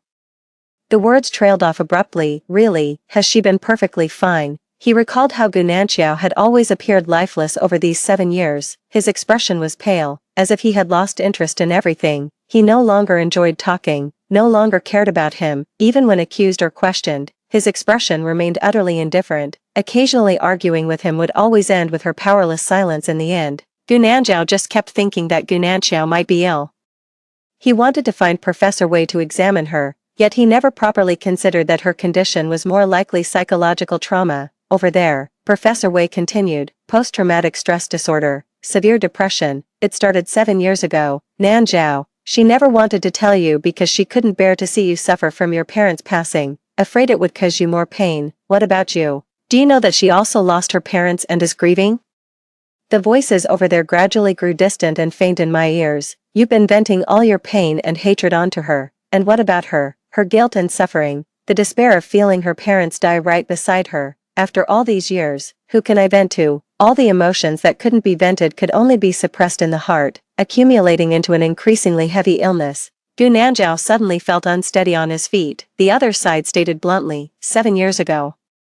There were clear group chat records. Nanjiao stayed home to prepare your birthday banquet. She couldn't foresee the future or predict that earthquake. All these years, you truly didn't believe, or were you unwilling to accept that your parents' deaths were also connected to you? So you choose to cover your eyes and condemn Nanjiao's willful actions for causing your parents' death. That paper-thin layer of window screen was finally torn apart. Gu Nanjiao felt it, the bloody, throbbing pain in his chest. He just couldn't accept it. No one, absolutely no one, to truly bear the guilt for the death of one's parents. It was just an accidental tragedy. Professor Wei sighed lightly. Over these years, Nanjiao's suffering has far surpassed yours. You say you're very worried about her, but have you really ever been concerned for her? Have you ever thought that she might not be able to bear it either? Gu Nanjiao gradually could no longer hear any sound from that side. What began exploding in his ears were the cruel words he had spoken countless times over the years. /Gu Nanjiao, why wasn't it you who died? /Gu Nanjiao, how dare you still be alive? 15. Over these years, she had so many accidental food poisonings, accidental slips into water, accidental falls from cliffs. Were they really just accidents? No, no, he couldn't accept his parents' death. He plunged the blade, countless times, into the heart of the sister his parents had desperately tried to protect, stabbing the last remaining family he had in this world, venting all the pent-up resentment and anguish that had nowhere else to go. Yet they never truly considered that they should have relied on each other, should have licked each other's wounds, never properly realized that year she was only 15. In these 7 years, she suffered more than anyone, living a life worse than death. Gu Nanjiao trembled as he covered his face, weeping uncontrollably. He thought she wouldn't come back. She settled abroad, finally deciding to completely abandon him. He lost his parents, and finally, he himself lost the sister who had always adored him. The night Pei Yan and I arrived in Norway and completed the hospitalization procedures. Perhaps being in a foreign land made me instinctively uneasy. Lying on the hospital cot, I had that nightmare again after many days, trapped under the rubble. I heard my parents' gentle voices from the recording. In another blink, I saw scarlet blood, like a winding viper. It emerged from beneath the ruins, menacingly and slowly submerging the tops of my feet, blood red, surging, as my vision wavered. I saw 2 bodies unearthed from the ruins. It was Gu Nanjiao's hysterical accusation. Gu Nanjiao, why wasn't it you who died? In the illusion, my blood-covered parents asked me with disappointment and sorrow. Xiao Qiao, why did you have to stay at home? Why did you have to cause mom and dad's death? Xiao Qiao, weren't mom and dad good enough to you? Xiao Qiao, why? I woke up from a nightmare. The ward was deathly silent. The beep-beep sounds of medical equipment unusually clear. Like countless nights before, I startled awake, sat up in bed, and gazed out the window, feeling confused about why I'm still alive. I shouldn't be alive anymore. Pei Yan was sleeping soundly on the adjacent hospital bed. With the transplant surgery approaching, he needed the most adequate rest and the calmest, most relaxed state of mind. This is the most critical period of time. I should stay here with him. It's agreed. But that little voice inside me started pulling at me again, viciously and rudely. I couldn't control myself and left the ward. Norway's winter is equally cold. I walked onto the rooftop, the howling wind enveloping me, calling to me, luring me to the edge of the rooftop. It said that with just one leap, I could see my parents. I can confess, atone, and no longer endure endless suffering. I walked to the edge, reaching my hand over the rooftop railing into the impenetrable fog below. For a fleeting moment, I lost control, lifting my foot, ready to step over the railing. Suddenly, a gentle voice called from behind, Nanjiao. The ferocious little demon in my heart immediately fled in panic, like a thief afraid of being caught. I pulled my consciousness back and turned around. From a distance, I looked at that person. Pei Yan wasn't in a hurry to approach, just stood there and asked me gently, "Are you here to look at the stars?" The doctor said there's a test report that needs to be signed and confirmed by a family member. As you know, I don't have any family left, so I'll have to trouble you. He was lying. It's 3 in the morning, only the night shift nurse remains. But then he said he had no family left. The heart transplant surgery will begin soon. That's probably his only chance to keep living. Pei Yan looked at me, and after a long moment, his voice rose slightly. Hey, I promise you, After the surgery goes well, I'll live properly. The wind lifted the hem of his clothes and tousled his bangs. I remembered again, the day I first met him.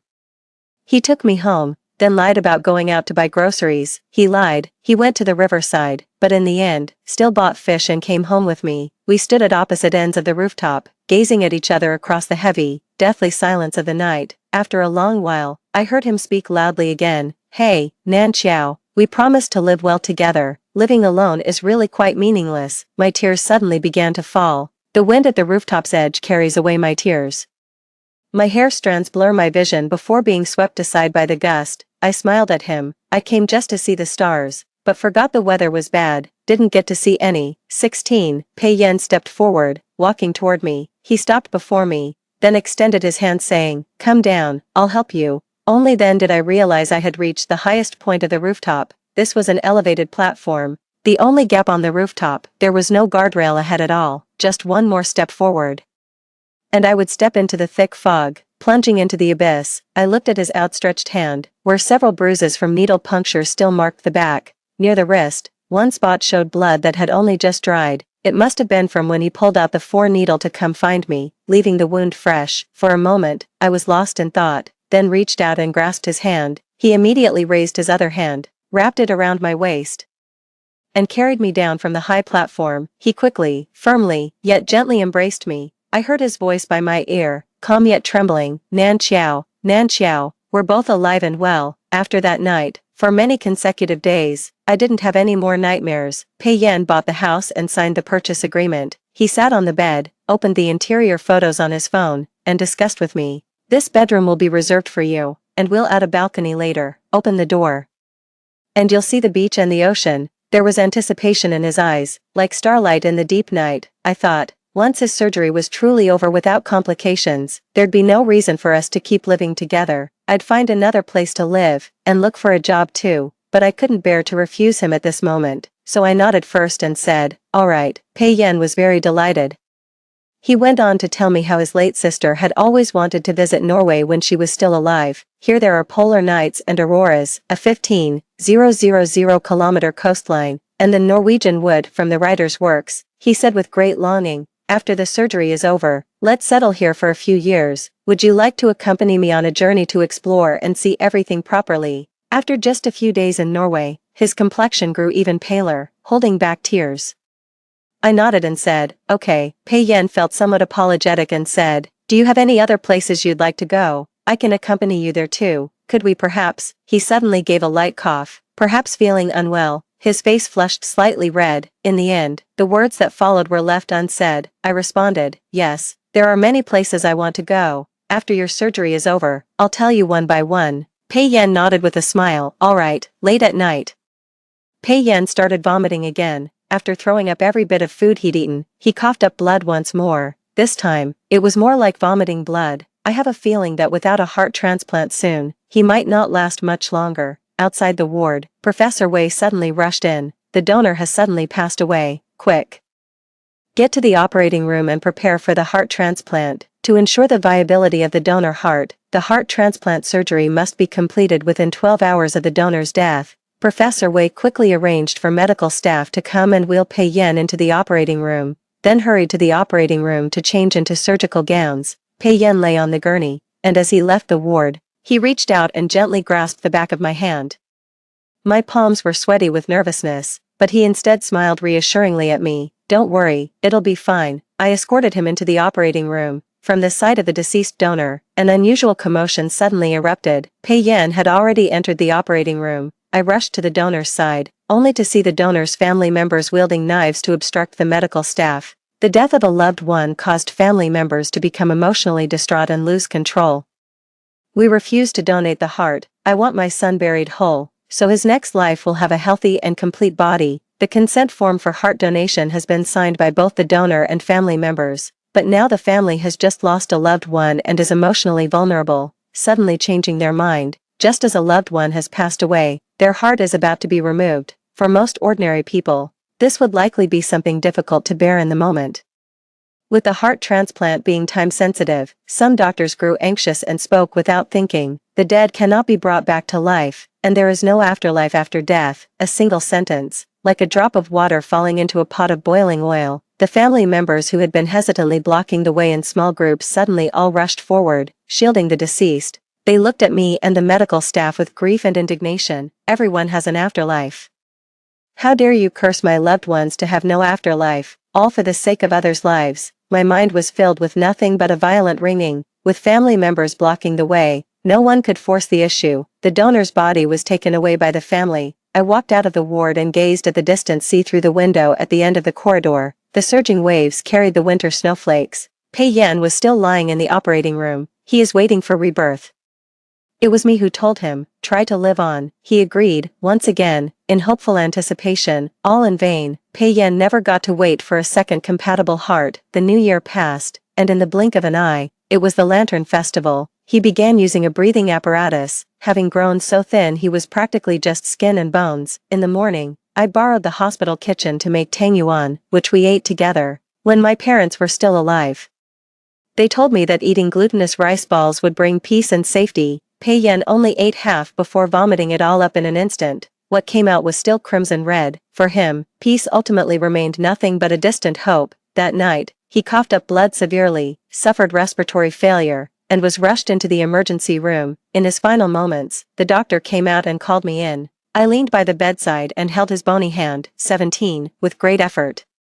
He told me he had notarized his will, leaving all his property to me after his death. As if afraid I might refuse, his voice trembled with unease. I don't have any other skills. Back then, I couldn't save my own sister. Now that I've saved some money, I can't give it to her anymore. Please, let me pretend it's reaching her hands. After I die, can I have a peaceful dream? Please, in this world, perhaps no one else could understand each other's endless self-blame and guilt as deeply as we do, for the dead loved ones, for our own helplessness. In my blurred vision, I nodded, mumbling. He said to me again, if you ever get sick in the future, you must get proper treatment and live well. I thought he must have mistaken me for someone else again. His words were spoken to that sister who once chose to end her own life to save him money when she was gravely ill. The hand I was holding suddenly turned and gave mine a weak, gentle squeeze. I heard his words, growing fainter yet spoken with great effort. No mistake, Nan Xiao. I've never mistaken you for someone else. It means Nan Xiao should live well. I felt somewhat sad, but could no longer cry. During these days, I'd been worried his surgery might not go smoothly, often hiding in the stairwell, quietly shedding tears. But now, expectations dashed, facing his impending death.